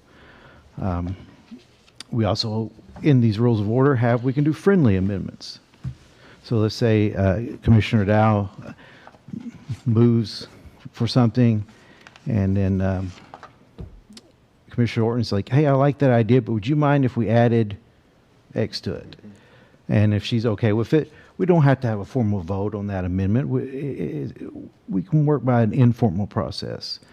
And so that's just one example of how it simplifies the rules. Instead of having a vote and a roll call on Commissioner Orton's amendment, which might be a very small thing, it just allows meetings of small member boards to move faster and more efficiently. And so you can kind of look through those materials. It's pretty much what we know and what we do, week in and week out. The chair has a laminated cheat sheet there in case he ever needs it. It's pretty simple. And part of the issue, or part of the goal of these rules of order, is really keep meetings flowing and moving. And we give the chair some leeway and power how to do that. It's not like some cities where there's a mayor who is a higher position than the other council members. We don't have that, but we do give the chair some leeway, and mainly just to keep the meetings moving so they don't bog down into minutia about things that aren't important. And so that's why the chair has some leeway there. Contrary to what some people think also, the person chairing the meeting has every bit as right to make motions or second them as any of the 5 members.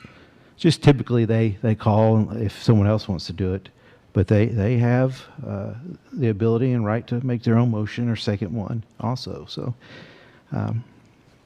if there's any questions or any comments, I'd be glad to answer. Or if you want to read these and later, I think we're planning on having the OMAG recognition team back in the future.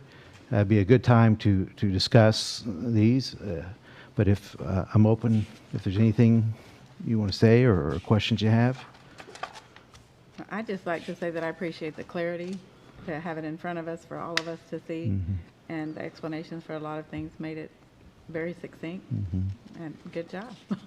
Thank you. I think our boards historically, since we've adopted this, and even before, have done a good job about being collegial, which sometimes you need rules when people don't get along, but we're pretty good about being collegial, and also we're good about staying on point.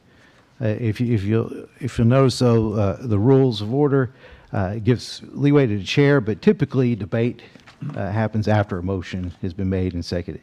Sometimes we like to discuss a little bit beforehand, but otherwise we do a very good job of moving things along. And that goes with the people who've been chair over the years. That's credit to them. Anybody else have anything they want to talk about that? Yeah, I just would like to say thank you, Mr. Huseman, for including this agenda item and the packet for us to review. It's good to have a refresher. I keep a copy of these in my folder that I use for this meeting and all commission stuff. So it's been very helpful to me throughout my time on the board. And I would be very much in favor of having the OMAG team come back and get a little bit more in depth into this. It does help us stay focused and create cohesion and efficiency with these meetings. So thank you again, and that's it. The public might be interested in And it was spelled out here that if a member does not vote and is an abstention, it is a no vote. That is Not just not a vote, it's a no vote. That's correct, and that goes back to our charter. But that is correct. So there really is no such thing as an abstention. If you're present here, you're voting one way or another, even if you don't cast your vote for yes or no. Anybody else? I've been doing this for a little over 3 years now, and this is the first time I've seen anything like this, so I really appreciate it myself. I really do. Thank you. Okay, now we're going to move on to item 6, resolutions. 6A, resolution number 10-2023, a resolution to adopt the fiscal year 2023-2024 budget for the city of Cushing. I would entertain a motion. I make a motion to approve resolution number 10-2023. Do I hear a second? Second. I have a motion to approve from Ms. Dow. Have a second from Mr. Roberson. Any discussion? I just say briefly, we're going to vote on it pretty quickly. I'm going to vote for this. What's made this particularly helpful was the terrific presentations we had about a month ago with the city manager and Jessica Worthy that really helped go through that whole thing. So tonight, we know what we're doing and really appreciate that. And questions that have come up between now and then have been answered adequately and quickly, and there's been a lot of transparency about it. I just can't say how fortunate we are as a community to have that. There's some areas that we can work on maybe in the future, but questions I had have been answered, and I appreciate it. Any other discussion?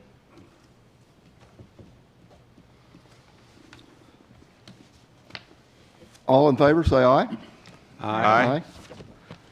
Motion passes 5-0. Item number 7A, which is executive session pursuant to 25 OS 307B2 to discuss the status of negotiations with the Fraternal Order of Police Lodge number 106 for the fiscal year July 1st, 2023 through June 30th, 2024, which we will need to enter in executive session. 7B, executive session pursuant to 25 OS 307B1 to discuss and take possible action concerning the employment of the city attorney. Item 8, any other new business that we need to discuss, which has arisen since the posting of the agenda and could not have been anticipated prior to the time of posting, according to 25 OS 311-9. Okay. I'm down to item number 9, city manager's communications. Thank you, Mr. Chairman. This is going to be, the report has actually been made available to you there in those brown envelopes, along with economic developer Bruce Johnson's report. Just going to kind of recap what life in the community has been like for staff and some of the community members since Saturday night when the storm blew in. I think can provide some general explanations as to why we did some of the things that we did that where some questions arose. I personally have been in contact with emergency management before the storm came in and knew that they had taken a position in the observation tower along with other people to begin the process of watching the storm and ultimately its arrival in Cushing. As soon as the storm hit Cushing, that we had clock winds at 54 miles an hour, then that ultimately sped right up to 98 miles an hour rather quickly. So as soon as the storm let down, I began to contact staff members to assemble a operations center inside of the public safety center so we could be responsive to the storm, and then offer a situational assessment for the different divisions who were coming in. And just to kind of give you a perspective, we had additional police come in, additional 911 call center staff come in because the calls for power rolled to the police department after 4 o'clock. We brought in water and sewer maintenance operators who could operate backhoes and dump trucks. We had all the street department people come in who could operate the heavy equipment. We also brought in a member of Parks and Recreation because they have a smaller Kubota with a fork on it that they could also provide support there. We also called in our plant operators. Willie Green had already come to the power plant, so didn't have to call him. We called Tim Urban, who's here tonight, who operates our wastewater plant, and then James Landis, we called him and asked him to respond back to the water plant.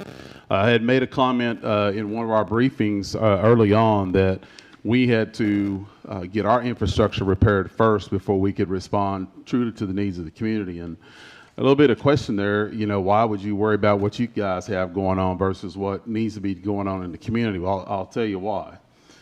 We had lost power at the well sites where the water plant receives water. We had also lost power at the wastewater plant. Our backup generation system at the wastewater plant was actually on standby repair with Cummins, I believe out of Tulsa. So that generation system was down. Fleet Services wasn't able to fix it. So we had already put in a ticket for that well before the storm had came early in the week.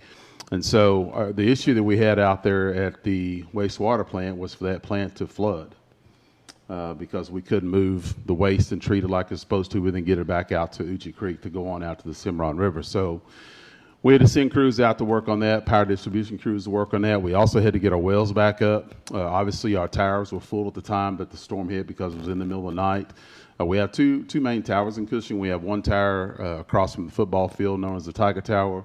We also have a tower from the 50s up on the west side of town up by the Weather Center. And so we knew both those towers had sufficient water in them, but as the day went along, if we did not get our well systems power restored, then our ability to get potable water to our residents, in addition to our firefighting capabilities, they would be greatly hampered or in fact stopped. And so we got those services back up and going in what I believe to be record time. And then at the same time, we're making requests for mutual aid. Shortly after the storm hit, the storm was so impacting to several communities, we knew that the mutual aid line would be very busy. We immediately made a mutual aid request to GRDA. GRDA actually has a line crew here in Cushing, and so we got that entire crew, paired them up with we have a full line division now. We paired them up with our line division, and then they began to go out and do some situational assessments. We made additional requests for mutual aid, but those were denied because other communities were suffering some of the same things that we were. This is where I want to point out to you where AMI is a difference maker. And we don't have AMI, but staff knows, and if you read my city manager reports, we have been talking about AMI now for a little over a year.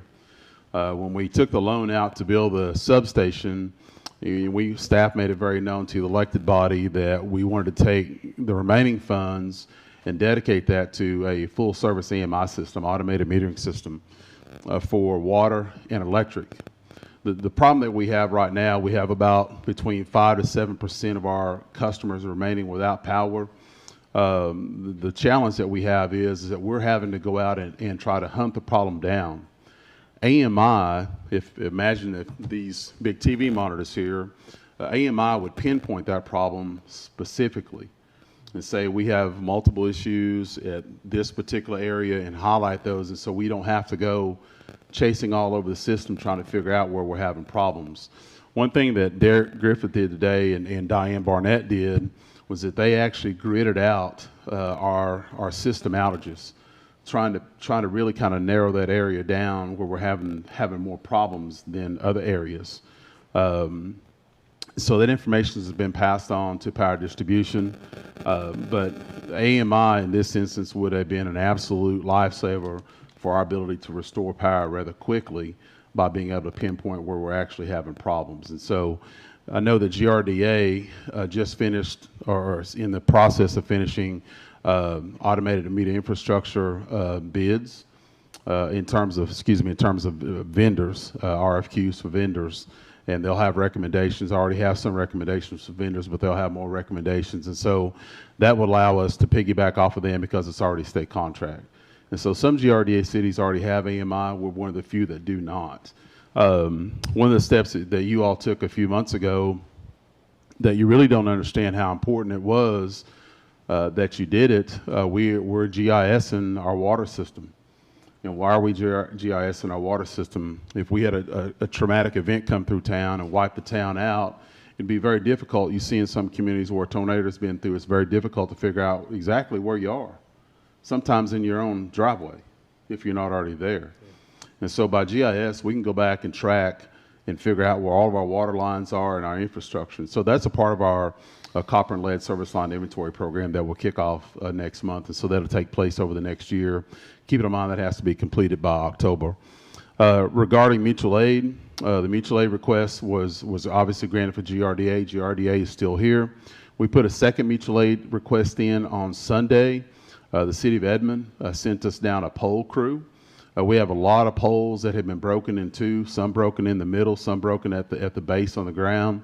That pole crew, along with GRDA's pole crew, have been resetting new poles everywhere. You did something last month that you didn't realize was important. You approved us to kind of a wide open opportunity to buy poles. And we were able to get in last month and buy a big group of poles for $40,000. With all that's going on, maybe trying to get poles today, we couldn't get poles. So we have a lot of poles in our yard, so we were dropping those poles, new poles all around the community. We've been taking pictures of those areas with a declaration that was signed today by Senator Treat. That should hopefully will allow us to hopefully recoup some of those dollars that we're spending. Well, I put a second mutual aid request in today to the city of Stillwater. They got all their work done. They had some significant losses as well in terms of poles and things, especially a 69 kV poles that had been broken, which is significant power distribution poles. They granted our request for a service team here today. So we have that service team here working today. We hope to have the city of Edmond as well as the city of Stillwater and GRDA throughout the rest of the week. That's our hope. So we can hopefully get our entire system back to 100%. It's not at 100% tonight, but that is currently in progress. We brought in Arkansas Electric Co-op, who is currently here working here now anyway, helping us with our tree trimming program. There was some criticism of the city for not having an aggressive enough tree trimming program that may have prevented the trees from blowing in the power lines. That's not true. With the types of winds that we had, that was not going to stop trees from breaking and blowing. So we have a very aggressive tree trimming program that you all approved at the tune of about $250,000 to $300,000 a year that we spend each year trimming trees. We brought Arkansas Electric back in to help us with trees that had fallen over intersections because we didn't have the tools and the equipment to move those trees because some of the bases were 5 and 6 foot around, so we don't have those types of chainsaws. Arkansas Electric got here Sunday afternoon. We got all the major roads that were completely covered with those gigantic trees, got those completely cleared. And so Arkansas Electric, we have weaved them into our power crews because there's some areas of town that have significant tree damage in the residential areas, hampering our ability to restore service. And so we've diverted Arkansas Electric Co-op off to working with some of our crews to actually cut trees back so we can get in and do the service repairs that need to be made to get those houses made whole. Also, too, we did meet with our HR director as well as finance to talk about a couple of issues. You have to be cognizant of personnel costs. I know that there's an emergency going on and things are heightened expectation right now, but we have to also manage those costs. It doesn't mean that we've reduced services because we have not. We've actually stepped that up, but we have to monitor those costs because we're right at the end of the budget year. And so knowing what it is that we're spending, how much we're spending, which divisions those are coming out of, those are important. I've also met with our finance director to talk about how do we pay for all this. A couple of things you need to be prepared for in the new year, 23-24. We obviously haven't received any bills from anyone, but we will get bills from these different entities who've been in to assist us. They will be very expensive, but that will be money well spent on behalf of the constituents of this town and those on our customer list. So we did do that. Today, Chief Griffith, or Derek Griffith, my assistant city manager, he set up the dump site out south of the airport. So if you go to Cimarron Correctional Facility on Kings Highway and go about 3/4 of a mile east, you turn, the road stops right there. You can turn right or turn left, If you turn left, you pull right into our dump site.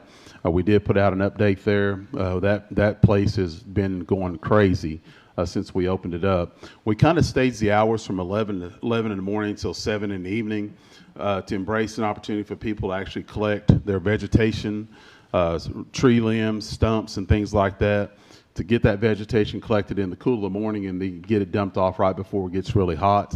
And then we created a window of time, hopefully for those who are working, and once they get off, if they want to collect debris out of the yard, they can take it there. The other half of that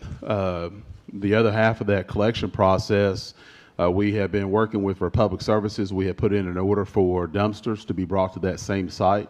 We're going to set up a construction dump site that will be available at no cost to the citizens of Cushing, and in fact any citizens, to be quite honest with you, who bring in materials such as shingles that have been blown off.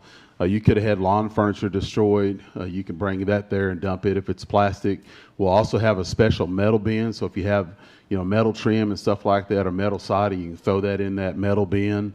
But we'll have all that set up out there. We've got areas cleared off. We brought in more gravel, created roads to get people in and out. Egress and ingress is really easy. So we hope to have that set up. Republic notifies today that those dumpsters have been ordered, and we look to have those placed this week. And so when we know more that we'll actually get that, we'll get that out.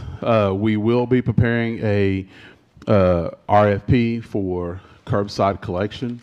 That's been another question from the community is, what are you going to do about the limbs in the yards? We've asked them to set those limbs on the curb.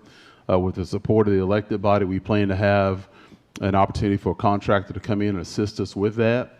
The reason that we're proposing that we have a contractor come in is when the last storm we had in 2020, that was in the wintertime. So the park system was dormant, if you will, in terms of care and vegetation. So we were able to bring all the parks employees in to assist in that effort. The street department, Mr. Brent Youngman, actually directed that for us, and then we brought in a couple water sewer maintenance people. When we move into the summertime, we can't take the parks employees because the parks are not dormant, and so they're requiring continuous maintenance. Our water department employees, this is the time of year now that you start getting into the July where you start having a lot of breaks. And plus our work up on Highway 33, as you saw today, we had a planned interrupted outage. And then, of course, the street department, it would really stress them. They don't have that many people that work in that division to begin with. So it would really stress them trying to do all this collection around town. So we believe we bring a contractor in. It's going to take several weeks to get this process worked out in terms of bids and getting those back, and then obviously get them to you to approve. So people will have to be patient there if they want to take their debris out to the site out there. We think we've set up a really good deal for free dumping for either material. So that'll be out there for 2 weeks. It'll be there through Sunday, June the 2nd. We've also have weekend hours from 8 to 5, so people can also dump out on the weekends as well. And that's fully staffed by our part-time people. One thing I want to remind the citizens of is, and be mindful of this, there is no legal requirement. There is absolutely no legal requirement that we come by and pick up anything off your property except your trash cart. That is it. And I want you to stop and think about how blessed this community is, how blessed the leadership of this community is to have a board of commissioners who is supportive of the things that we've done, particularly since our leadership team has been here and the ones before when we've had ice storms or other events that have caused us to have to be responsive like this. So it's really out of commitment and service and love for the community that we take the steps that we take in order to serve our neighbors. And so I just want to remind people that some of the calls that we've gotten here have not been very favorable in our handling of this debris. And so I just wanted to get that out on the table. There's no legal requirement that we do anything except get it out of the street and pick up your trash cart. That's it. So be patient with us as that process goes through. Last thing I'll say again is just reemphasize the commitment from the staff when we began to make those phone calls on Saturday night to get people in and set up different teams between the fire department setting up 3 teams to go out with chainsaws with folks from streets and water sewer maintenance and parks and recreation. I couldn't have asked for a better extraordinary response from our team for our community. And when you have that type of resiliency, it's because you have a great support base in place from your community. And so we just encourage people to continue to be patient with us. We're going to work as hard as we can to get those issues and challenges addressed soon. But it's definitely going to be a marathon and not a sprint. Thank you, Terry. Anybody have any questions for the city manager?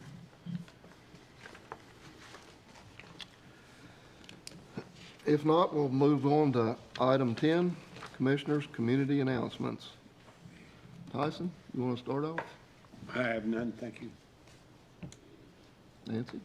I would just like to say probably what all commissioners are thinking is how appreciative we are of the city of Cushing, all the departments that have stepped up, the endless hours they have put in. I know the lack of sleep and all that you've done, it is not unnoticed. And I would also like to commend the citizens of Cushing just being out, helping their neighbors, helping each other. You know, we've had businesses open up with free coffee.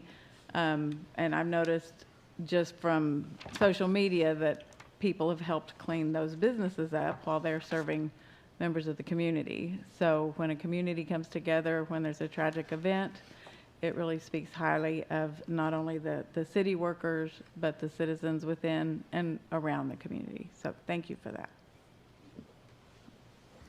No comments this evening. I would like to thank our staff for all that they've done during this crisis, especially my city manager.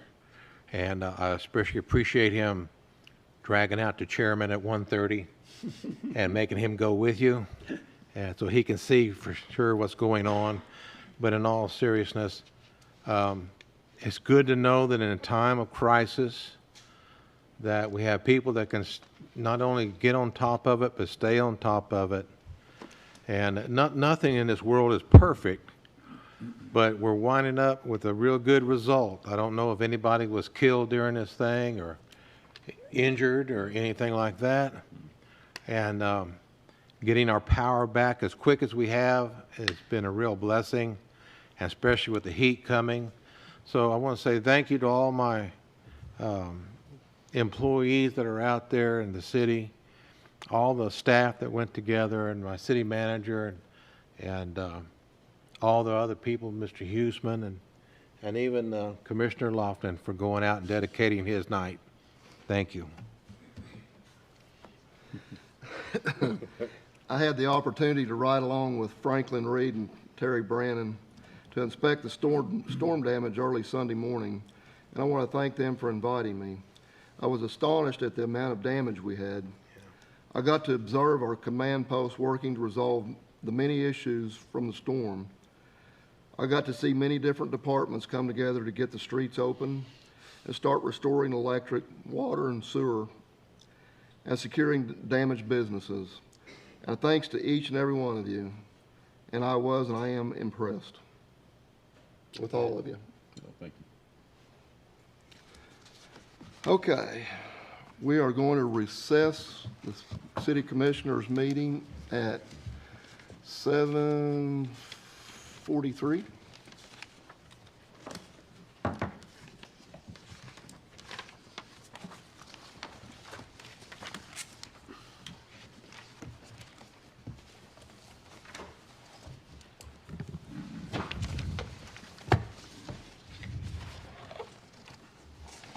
We're going to have the regular meeting of the Cushing Board of Trustees, the Cushing Municipal Authority. Madam Clerk, would you call roll? Mr. Robertson? Present. Mr. Brandon? Present. Ms. Dow? Present. Mr. Orton? Present. Chairman Lofton? Present. We do have a quorum. Is there any public input or unscheduled personal appearances for this? Mr. Chairman, I was not made aware of any. Thank you. Item 3, consent agenda. Item 3A, approved claims and payroll totaling $1,230,107.98. Item B, approved minutes, May 15th, 2023 regular. Item 3C, approved budget amendment, amend fiscal year 2022-2023 Cushing Municipal Authority budget. Item 3D, authorize the purchase of diesel fuel for the power plant and expend up to $25,000. Item 3E, approve request for special assistance on refuse carryout at 1445 East Moses. Item F, approve payment to Annexter, Inc. for the amount of $7,795 for connectors of the electric distribution department.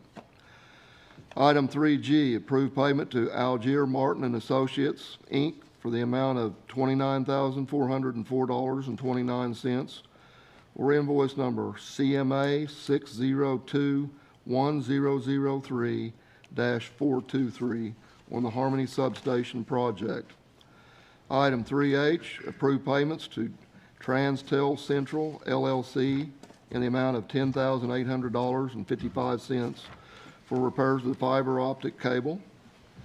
Item 3I, acknowledge receipt of permit number SL 000060220898 from the Oklahoma Department of Environmental Quality for the construction of 1,698 lineal feet of 8-inch PVC sanitary sewer line and all appurtenances to serve the sanitary sewer extension for the new Cushing Public School Administration Building. Item 3J, approve the write-off of 133 delinquent utility accounts totaling $34,021.12 for the 12-month period of 7/1, 2020 through 6/30, 2021. Item 3K, approve payment to OMAG in the sum of $154,583.52 for the Cushing Municipal Authority's portion of the insurance premium to be paid from the fiscal year 2023-2024 budgeted funds. Item L, authorize the city manager to issue a purchase order to Payne County District Number 1 in the amount of $227,209.46 for road damage caused while Uchi Valley and Texaco Road were being used as detoured in the rehabilitation of Main Street, State Highway 33, and to authorize payment. Item M, authorize the city manager to issue a purchase order to Berenstein Fluid Power of Tulsa in the amount of $53,000 for the purchase of one oil reclaimer dehydrator for the power plant and to authorize payment. Item N, authorize the chairman, board of trustees to execute an audit engagement letter with CEBW Professional Group, LLP, to perform the fiscal year 2022-2023 audit. O, recognize non-pay utility report for the city operations and public facilities for the 05/31/23 billing period. P, recognize statement of cash and investments as of May 31st, 2023. Item 4, would any commissioner or trustee want a short explanation or removal of anything on the consent agenda? Mr. Chairman, item L, please. And that's the... You want it removed, or you want a short explanation? Short explanation, and discuss, we were here last time, and I think the negotiations were about to begin regarding that, and just a short discussion of how that went, and I just think it shows a little bit how much traffic and damage our roads here within the city limits take if it takes $270,000 to pay our part of a couple miles out there. Yeah, Commissioner Breen, Trustee Breen, I appreciate you creating the opportunity for us to provide an explanation. So when the Highway 33 project, rehabilitation project was begun, there had to be a detour system set up around the city because the intersections were going to be done first at Main and Little and Main and Linwood. There was not going to be enough turning radius there for big trucks. And so a detour had to be set up for them. And so the detour was set up along Grandstaff off of Little, south on Linwood to Pine Street around the rodeo grounds, and then back to Main. The other detour that was set up coming into town from the east to the west, as trucks came in from the east to the west, they had to turn and go south on Uchi Valley Road, and they had to go all the way south to Texaco Road and then go all the way west to Linwood to connect back into the city and primarily back into the terminals. And so what we did as staff is we met with, before we kicked the project off, we met with Commissioner Cavett. If some of the board members will recall, we executed an agreement, a detour agreement with the Payne County Board of Commissioners to ensure that we could use the road as a detour. Also, as a part of that process, we went and hired an engineering firm to begin to do road assessments for us. And so periodically we would do joint road assessments together with the county road foreman. And so initially we had set aside $1 million for this particular item right here. As we began to hire, as our engineer were hired and we began to do the different road assessments, it became obvious to us that that was a real win for us, bringing that person on staff. And so when we met with Commissioner Cavett and his road foreman, we were able to clearly articulate what damage we thought we had created, and we also gave them a rating for the pavement prior to our use and a rating for that pavement after our use. And so once all that information was articulated and then presented in writing, and along with a large overlay of the road to include also Texaco Road, which is dirt road, that discussion lasted probably no more than 20 minutes. The issue was resolved, we settled, and this is the amount that we came up with instead of $1 million. Thank you. Thank you. Anybody else? Mr. Chairman, I make a motion we approve the consent agenda. I have a motion to approve the consent agenda. Do I have a second? Second. I have a motion by Mr. Robertson to approve the consent agenda, a second by Mr. Orton. All in favor, say aye. Aye. 5-0. Passes. Okay, item number 5A, authorize the Chairman Board of Trustees to execute an employment agreement with Jonathan Huseman for the position of City Attorney. We will take that to executive session. 5B, authorize staff to execute a policy change related to utility deposits, electric, water, sewer, and refuse to allow for the abatement of all utility deposits in accordance with our family violence waiver policy, and to implement the forms and processes necessary to ensure the program's successful implementation. You want to discuss this any, or? Oh, absolutely. I sort of thought this, you might. This is a fantastic opportunity for Cushing. In May, the state of Oklahoma, the legislature passed a law that will allow us to set aside or abate utility deposits. Typically someone who's a victim of family violence, whether it's domestic violence or some other form of violence, if they attempt to relocate from the home, a lot of times financial resources don't exist for them to relocate. And so this creates an avenue by which our city, the elected officials, and our utility department can work with those who are victims of family violence. I did an extensive consult with Wings of Hope in Stillwater, Oklahoma, who is the recognized domestic violence providers in terms of resources for Payne County, Noble County. Do they go into Logan County, Chief? I believe they do. Okay. Yes. Yeah. So, but they are the recognized resource for domestic violence victims or family violence victims here in Payne County. And so, when I reached out to them with this concept, no other law enforcement agency or no other city had actually reached out to them to even offer an opportunity like this. So I was really pleased that Cushing, our staff, we worked together to put this together between Building and Collections, the Police Department, and the City Attorney's Office. Work together to put this program together for victims of family violence. There's 3 ways that someone could have their utility deposits abated. One, if there's a victim's protective order issued or EPO, commonly known here in Payne County, if that's issued, they can bring that in. If it's been issued within 30 days, they can bring a copy of that in along with the completion of the form that we have, which is a simple 1-page form. Fill that out. We ask for 0 details on the issue. That protective order speaks for itself. And so they can present that to Building and Collections if they are moving somewhere else or they are trying to acquire new utilities somewhere else, then we can abate those deposits for those individuals. Second way that they could get an abatement of those deposits, they can bring in the same thing within 30 days, a signed form by a representative of the Wings of Hope of Stillwater. They can bring that in. We will help them set up new utilities and abate those costs.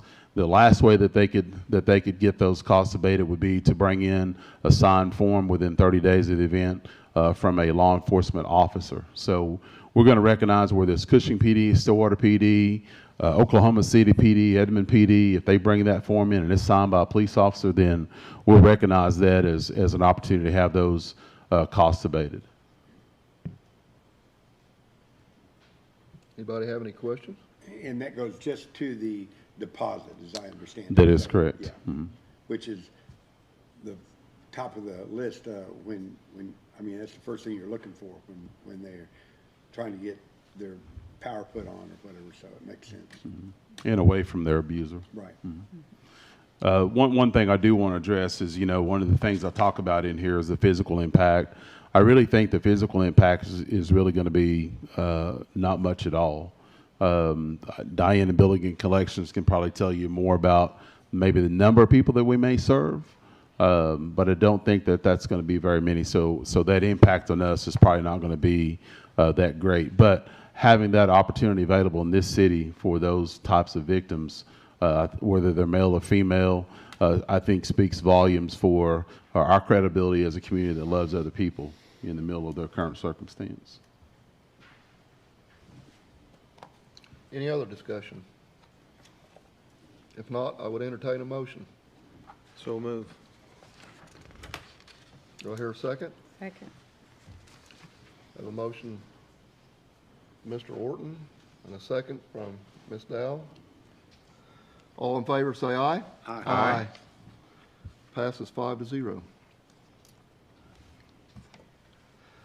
Item 6A, resolution number 10-2023, a resolution to adopt the fiscal year 2023-2024 budget for the City of Cushing Municipal Authority. Mr. Chairman, I move we approve item 6A.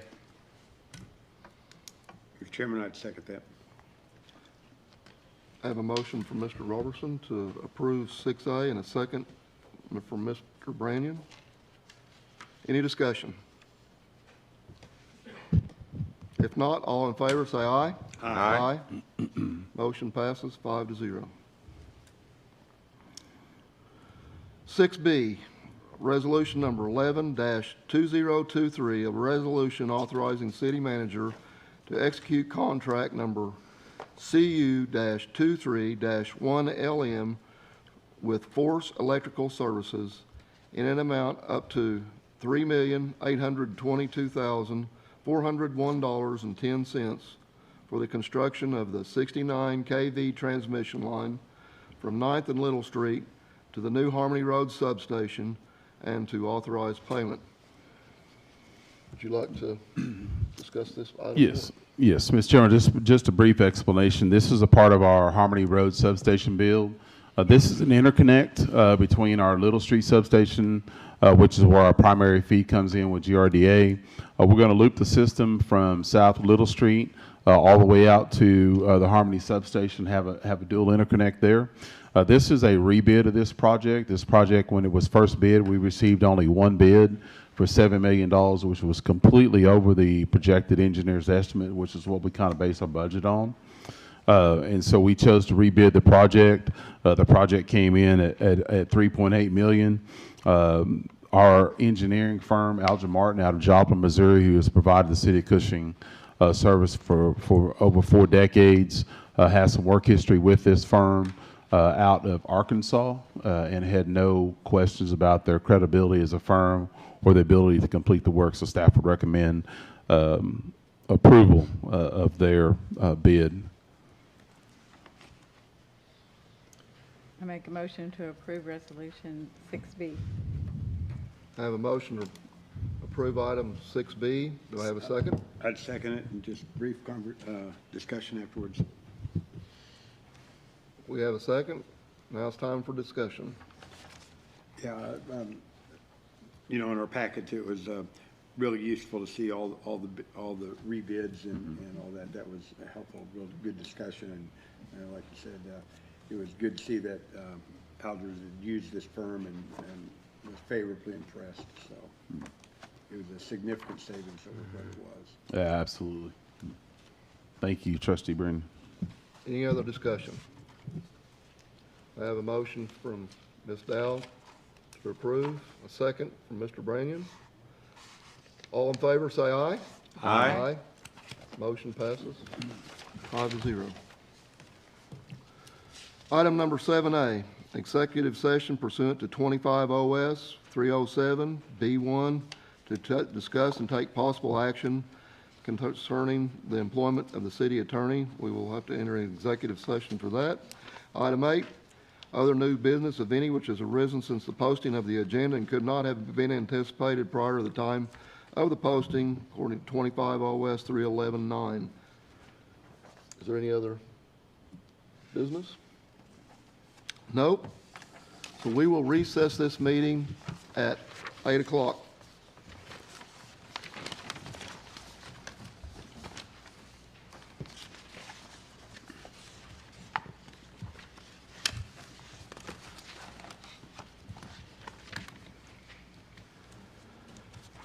Okay, notice a special meeting and agenda of the Board of Trustees of the Cushing Hospital Authority, Cushing Industrial Authority, and the Cushing Educational Facilities Authority. Madam Clerk, will you call roll? Mr. Robertson? Present. Mr. Branyan? Present. Ms. Dow? Present. Mr. Orton? Present. Chairman Lofton? Present. We do have a quorum. Item 2A, consent agenda. Approved CIA claims totaling $8,333.33. Item 2B, approved minutes, May 1st, 2023, CFA Annual Organizational Meeting, May 15th, 2023, Special Joint Meeting of the Cushing Hospital and Cushing Industrial Authority. Item 2C, approved budget amendment, amend the fiscal year 2022-2023 Cushing Hospital Authority budget, Cushing Industrial Authority budget, and the Cushing Educational Facilities Authority budget. Item 2D, authorize the Chairman, Board of Trustees of the Cushing Hospital Authority, Cushing Industrial Authority, and the Cushing Educational Facilities Authority to execute an audit engagement letter with CBEW Professional Group, LLP, to perform the fiscal year 2022-2023 audit. Anybody want anything removed from the consent agenda or a short explanation? If not, I would entertain a motion. I move we approve the consent agenda. Second. Have a motion from Mr. Roberson to approve, a second from Mr. Orton. All in favor, say aye. Aye. Aye. Motion passes 5-0. Item 3, general business. Hospital update from CEO Jonathan Schell. Come forward, please. Thank you. I'm Jonathan Schell, the crowd. Very honored to be here. Nice to meet everyone. I asked for a little bit of time to just come not only introduce myself, but really. Can you go to that podium? I'd be glad to. Thank you. Thank you. Then you're going to take that way. Yeah. Pardon me. All right. Again, I'm Jonathan Schell, the new CEO here at the hospital. I wanted just a little bit of time to kind of introduce myself and really share with this group and the community what's happening at the hospital. I think it's probably been a while since you've had a good thorough update, and I want to make sure that I do that, and we do that on a continuous basis. Hospitals, particularly in rural communities, are, they're the lifeblood of the community, are part of the lifeblood, and we want to make sure that we are sharing what's happening, and we are visible, and all of those good things. So I'll be really brief, but first and foremost, I'm a husband and a father. Been married 22 years. I have a beautiful 10-year-old daughter. Personally, I am from a town very similar to Cushing, population-wise, amenity-wise, all of that kind of thing. The only difference, instead of oil, it was timber. I'm from kind of in the southeast corner of Arkansas, and you can probably hear in my twang. I get real twangy the later it gets at night. From a professional standpoint, I am a clinician. I went to nursing school. I started at a rural hospital as a nurse aide. Worked my way all the way up. Now I'm a CEO. I have worked in very, very large hospitals. I have worked in small hospitals, and I've been very fortunate to make a positive impact wherever I went, and have really enjoyed small, large, and everything in between. But what drew me to this position was just I really do have a passion for rural healthcare. Like I said, I grew up in a town of around 8,000-9,000 people, and it just speaks to me. So I'm so thankful to be here. But that's enough about me. I want to share all the amazing things the hospital is working on, and what we're doing to continue momentum. First off, Kim, thank you so much for your team and the amazing work that they're doing there. It's astonishing the things that they're building on. Her leadership has helped grow. This year we're going to set not new records, but we're tremendously ahead of where we were budgeted to be, and I'll share that in future meetings if you invite me back. So I'd be glad to share some of those statistics. But the first thing I really want to kind of say that I'm so proud of is we just received notice that we were awarded by Modern Healthcare's 2023 Best Places to Work. The beauty of this award is it's voted on by employees. They do surveys. It's not a let me see your metrics, let me see your quality indicators, all of that kind of thing. Is what do your employees think about what you're doing? And so to receive that award is extremely meaningful. We have a big banquet in Chicago where we find out exactly where we landed on the list of best places to work. But we have already purchased the materials to start kind of broadcasting that everywhere, letting people know the amazing work that's happening at Cushing Hospital. So I'm so thrilled to share that with you. I want to talk a little bit about the services that we're starting to bring in the very near future. I want you to know that we have those available, or in the very near future available. We are currently recruiting to kind of kick off our pain management program at the hospital. So when you think of pain management, I think everyone kind of thinks about, opioid management, pain medication management, but that's just really kind of a piece of it. The other piece is surgical procedures, using the OR a lot, helping the community really kind of move away from opioids, and we know that's a problem in so many areas. So we're pretty focused on that. So kind of a new development over the past couple of weeks. We are positioned to reopen our ICU there in the hospital. It's been a long time since that thing has been open. If you've not been up there, the ICU is actually quite nice. The monitor systems, all of those things are as nice as anywhere in any of the cities you go to. So to have that resource and not use it just doesn't make a lot of sense. I've already reached out to the majority of the providers in the area, and they were very happy to hear that. So I look for really, really good things. Now, we're not going to take, heart surgery type patients or super extremely sick. This isn't the place for that. But people that are maybe needing insulin drips, heparin drips, maybe your heart goes into an arrhythmia and you need medication, and we can closely monitor you. So those are kind of going to be where we start, and we'll build off of that. So we're really excited to bring that.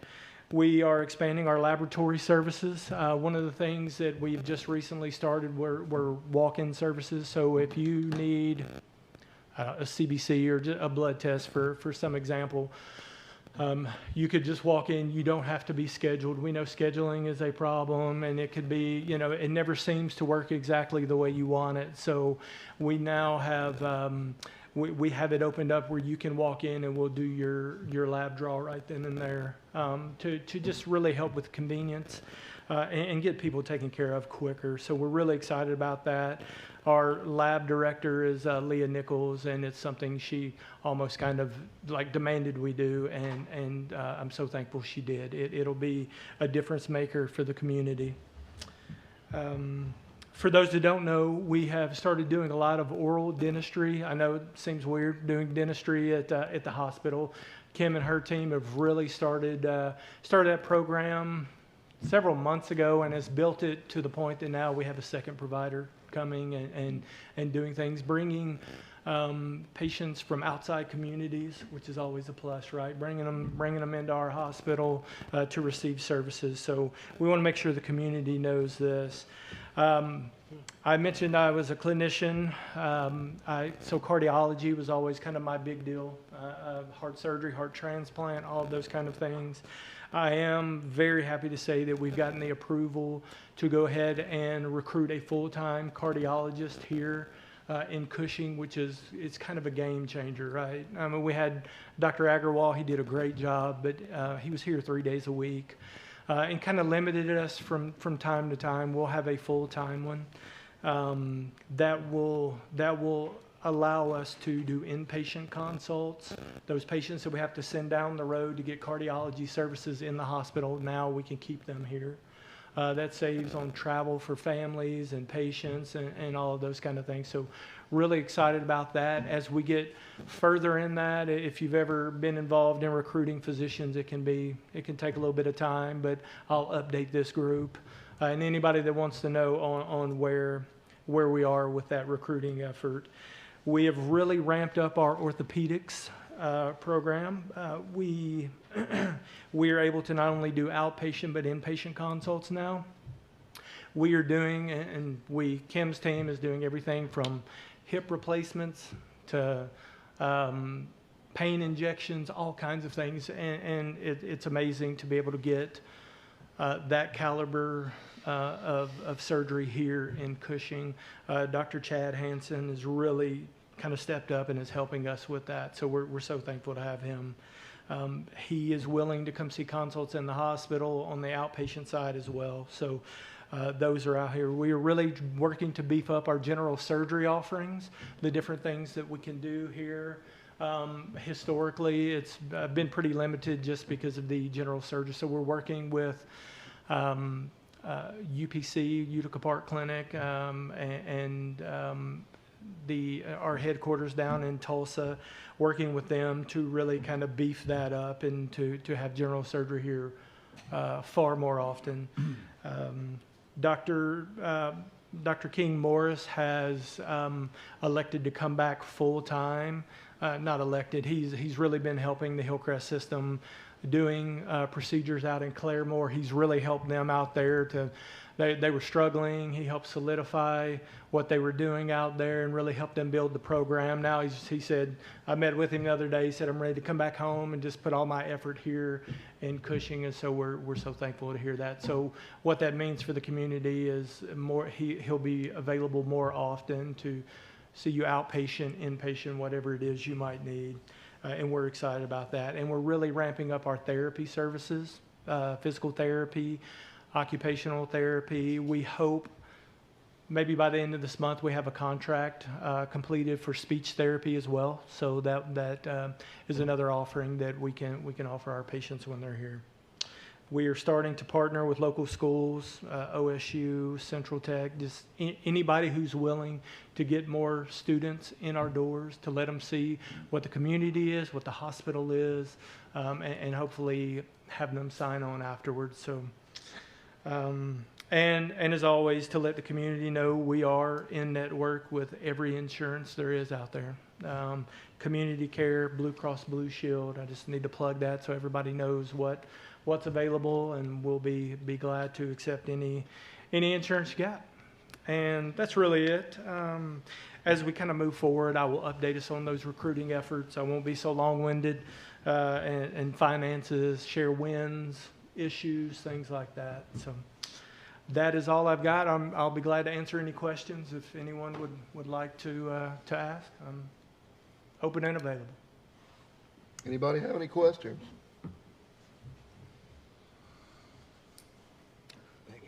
Thank you. Thank you. Thank y'all, appreciate it. That's very exciting news, I'll tell you.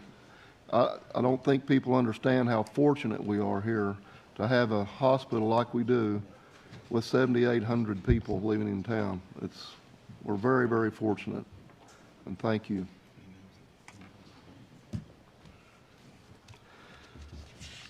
We're going to move on to item 4, resolutions. Item 4A, Cushing Hospital Authority Resolution Number 09-2023, a resolution to adopt the fiscal year 2023-2024 Cushing Hospital Authority budget. Mr. Chairman, I move we approve item 4A. Second. I have a motion from Mr. Roberson to approve 4A, a second by Ms. Dow. Any discussion? If not, all in favor say aye. Aye. Motion passes 5-0. Item 4B, Cushing Industrial Authority Resolution Number 04-2023, a resolution to adopt the fiscal year 2023-2024 Cushing Industrial Authority budget. Mr. Chairman, I move we approve item 4B. Second. Mr. Roberson made a motion to approve 4B. Ms. Dow seconded. Any discussion? If not, all in favor say aye. Aye. Aye. Motion passes 5-0. 4C, Cushing Educational Facilities Authority Resolution Number 02-2023, a resolution to adopt the fiscal year 2023-2024 Cushing Educational Facilities Authority budget. Mr. Chairman, I move we approve item 4C. Second. I have a motion, Mr. Roberson, to approve 4C, a second from Ms. Dow. Any discussion? If not, all in favor say aye. Aye. Motion passes 5-0. Item 5A, executive session pursuant to 25 OS 307 B1 to discuss and take possible action concerning the employment of the city attorney. That will be an executive session. And 5B, executive session pursuant to 25 OS 307 C11 to discuss matters pertaining to economic development, including financial assistance to entice a business for community economic benefit, and a presentation by Economic Development Director Bruce Johnson. Mr. Chairman, I move we enter executive session on item 5A and 5B. Second. I have a motion to enter executive session on 5A and 5B by Mr. Roberson, second by Mr. Orton. All in favor say aye. Aye. We're now going to... We have one more on the city agenda for the fraternal order of police we got to do. This one on the city agenda. Oh, yes, we need to go reconvene. Right? Yes. Yes, Yep. sir. We need to reconvene the Board of Commissioners, City of Cushing Board of Commissioners.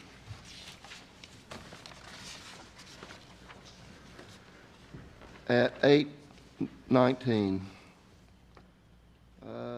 Item 7A, executive session pursuant to 25 OS. All right, so as they're doing that, they're getting ready to go into executive session to talk about, I'm sure, refinery issues and other things like that. And of course, the city attorney's extension of his contract as well.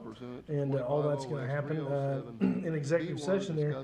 What I was hoping to do while we're getting in transition here a little bit was bring back on the panel. I'm not sure if they're available yet or not.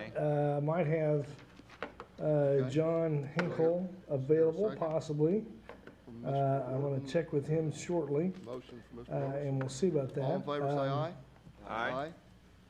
Motion is approved. And we'll see if we can get him in here. I would like to visit with him on several different things. He's really a wealth of knowledge on on a lot of different things, especially the permitting process, maybe the location. We are now in executive Potential, session. we can Thank you speculate all on that for just a coming. little bit. But we do know basically what we've heard Have a good through rest of the the week. through the grapevine today is that there are several locations that they're in the middle of negotiating a spot for the refinery. I think this is all really good news for Cushing and the project going forward. There was some skepticism before, after the announcement was made. You know, have these things been worked out? Has the property been found?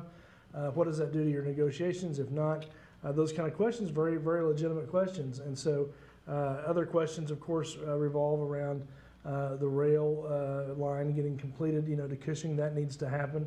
And you know, finding an adequate place and size and place to build the refinery. Now, as this goes forward, again, cautious optimism is the key phrase here that everybody's kind of operating by. A lot of dominoes to fall yet in this issue, but if it does, if they do, you can only imagine the city that we live in today will not be look like the same city we're going to be living in 5 or 6 years from now because of that extreme growth there. So we'll continue to kind of watch. We're kind of watching, excuse me, sorry about that. We're kind of watching the commissioners. I think they have left the building they have, and they've left that room anyway, and they're now in executive session. So I'm going to see if we can't work out our issues with the audio issue.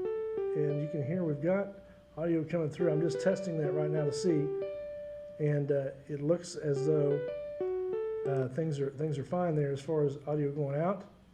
Things are fine there as far as audio going out. And we're hearing that audio go through as well, so that is good. So I'm not sure exactly what our audio problems were exactly, but it did prevent us from getting all the interviews that we had lined up, and I apologize that that happened. And I may not have. Recording in progress. So we'll see if we can get our panel back on, and we'll have a little discussion about that.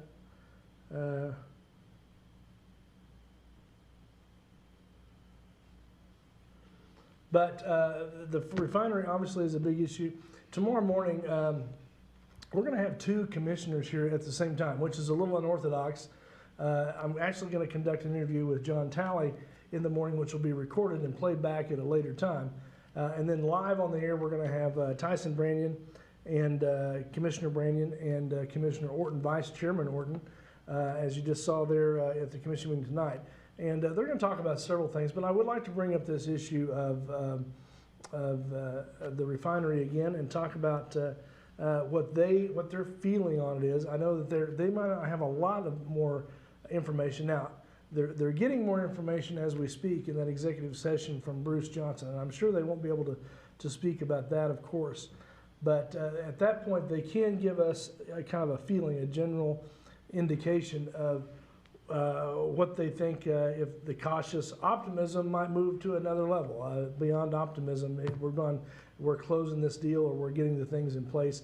The dominoes are not falling, or the dominoes are falling. Are we taking them out of the way? Are we getting those things resolved? And so those are really the big issues right now, I think. One is location, 2, the permitting process, and then 3, making sure that we can get rail in to support the refinery. I think those are probably the top 3 issues. I'm sure there are some other infrastructure issues there as well. And there will be many, many other, if the refinery comes, there will be many, many other issues that the city will have to tackle. And a lot of them will have to do with expanding infrastructure and expanding our ability to provide power to more locations. We will need additional housing. Those will become bigger issues and become, as things get in place with the refinery, they will become bigger issues to tackle in a more urgent way, and not putting those off to a more convenient day or a later date, kicking the football down the road, if you will. We have to kind of move on some of that stuff. So the good news about that is that a lot of things are in place. Those things are in place to where we could move on them relatively quickly and be ahead of the curve. One thing we wouldn't want is if the refinery started and you had an influx of people coming into work and be here for long term in Cushing, and no place for them to live or be here and spend their money here in Cushing. That would definitely be a situation we would not want to get into. So we're kind of watching the action around that a little bit. Again, I talked with Bruce Johnson myself this afternoon, and he was going to come on and interview with us, but he told me that Steve Ward will be available on Friday, and we'll do an interview with him. We'll record that, and we will release that interview to the public for everybody to see and the answers. And these are going to be the big questions. What Steve Ward has told Bruce, and what Bruce told me today is that he really wants to explain why he wanted to come to Cushing, why he didn't want to go to Victoria, Texas, why he wants to come here, why that decision was made, and all the other places that were in the running out in Arizona, Kansas, Texas, and Cushing were at least 4 of the places, and maybe I'm sure were more to start with, but he's going to explain that. And I think in that answer, at least we can hear some of the reasons and the logic behind and maybe a pathway forward of what Steve Ward envisions for the refinery coming to Cushing. So that is what we hope to do. I wish we could have gotten a little more information on that tonight and a little more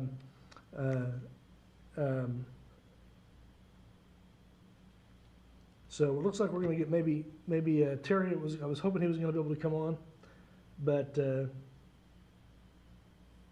he is not going to be able to make it on tonight. I just offered that to him while he was there in the meeting, and he won't be able to make it this time. I'm sure he wanted. I know that Rick Lofton had a statement that just said basically he wanted to give his thanks to and express his pride in all of the city personnel that have worked on diligently to get the roads cleared and electricity and sewer restored and water restored over these last couple days. And so obviously they expressed some of that in the meeting tonight. And so I know as citizens of Cushing, we can all be thankful for those city workers as well.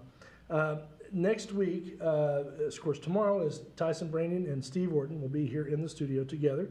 And then next week, we will have Jessica Worthy and Jonathan Huseman. And one of the major issues that I've told both of them that I'd like to clarify and like to really have a simplified explanation of will be the reserve. How the reserve works, get a clear understanding of that, because it's kind of a misconceived, ill-conceived idea that we're taking this money out of the budget, out of the funds that we received, what was funding our budget, sales tax, and putting that aside, 30 to 50%, and it's just accumulating over here. We want to explain to you what that is, and I want you to hear it from the city's point of view. I've been working on that, trying to get into more layman's terms, not so much accountant speak, so it makes sense to individuals, layman's out there in the city, because it can be a pile of numbers. It can be a process that's hard to understand, but we're going to try to reduce that down to something very simple that we can continue to articulate to the viewers and make that a very simple issue to understand. So going forward, we may also tackle some other questions like annexation and the budget process itself and how that shrinks or grows. Of course, we'll have Jerica here with all the numbers. We'll have Jonathan here with all the answers. And I also think his perspective on the refinery, I visited with him last week, was a unique perspective too. But he encouraged me to continue with cautious optimism about the refinery. And I think the news that we have heard today only reinforces that to the degree that they are diligently working on securing a location and working on those other issues to get the refinery established here in Cushing. And we all want that sooner rather than later. But as we know, it all takes a little bit of time. But what a huge opportunity for Cushing, America. And we talk about the global impact that Cushing has, and this would certainly advance that to another degree, a higher degree. So anyway, that's all we're going to have for this evening. We're not going to be able to get anybody on tonight, but we apologize for the issues we had. I think some of those had to do with internet issues and other things that were still going on. Couldn't quite get everything lined out, but we will get that squared away, and hopefully everybody's safe and getting power restored during the storm. If you're not, if you still have a power outage and you need some assistance, please call the city and let them know. Like Terry Brandon expressed in the meeting, they don't have an automatic way to know if your power is restored or not. They just have to take calls. We kind of still have to do it the old-fashioned way. They hope to have a system in the future that they'll be able to go right to the meter and read that from a distance remotely, and they would know that water and electric, but that's still years down the road. So if you still need something there, have a question, please call in, let the city know, and I'm sure they will get to you as time will allow them to do that. So thank you guys very much for watching tonight. Sorry it was going to be a jam-packed show. Sorry we couldn't get the jam-packed show to you tonight, but a little victim of the storm ourselves there a little bit. So anyway, thanks for watching. We hope you enjoyed it. Join us tomorrow morning at 10:30. Steve Orton and Tyson Brandon on the studio show right here, and we look forward to seeing you next time. Take care, everybody.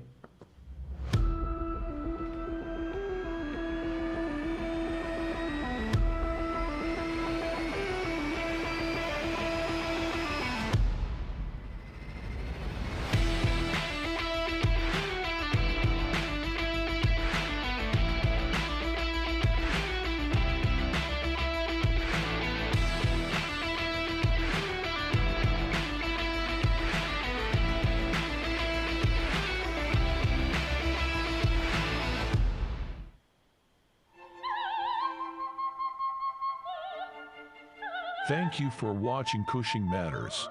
This has been a Hub Network production. We now join the commission meeting in progress.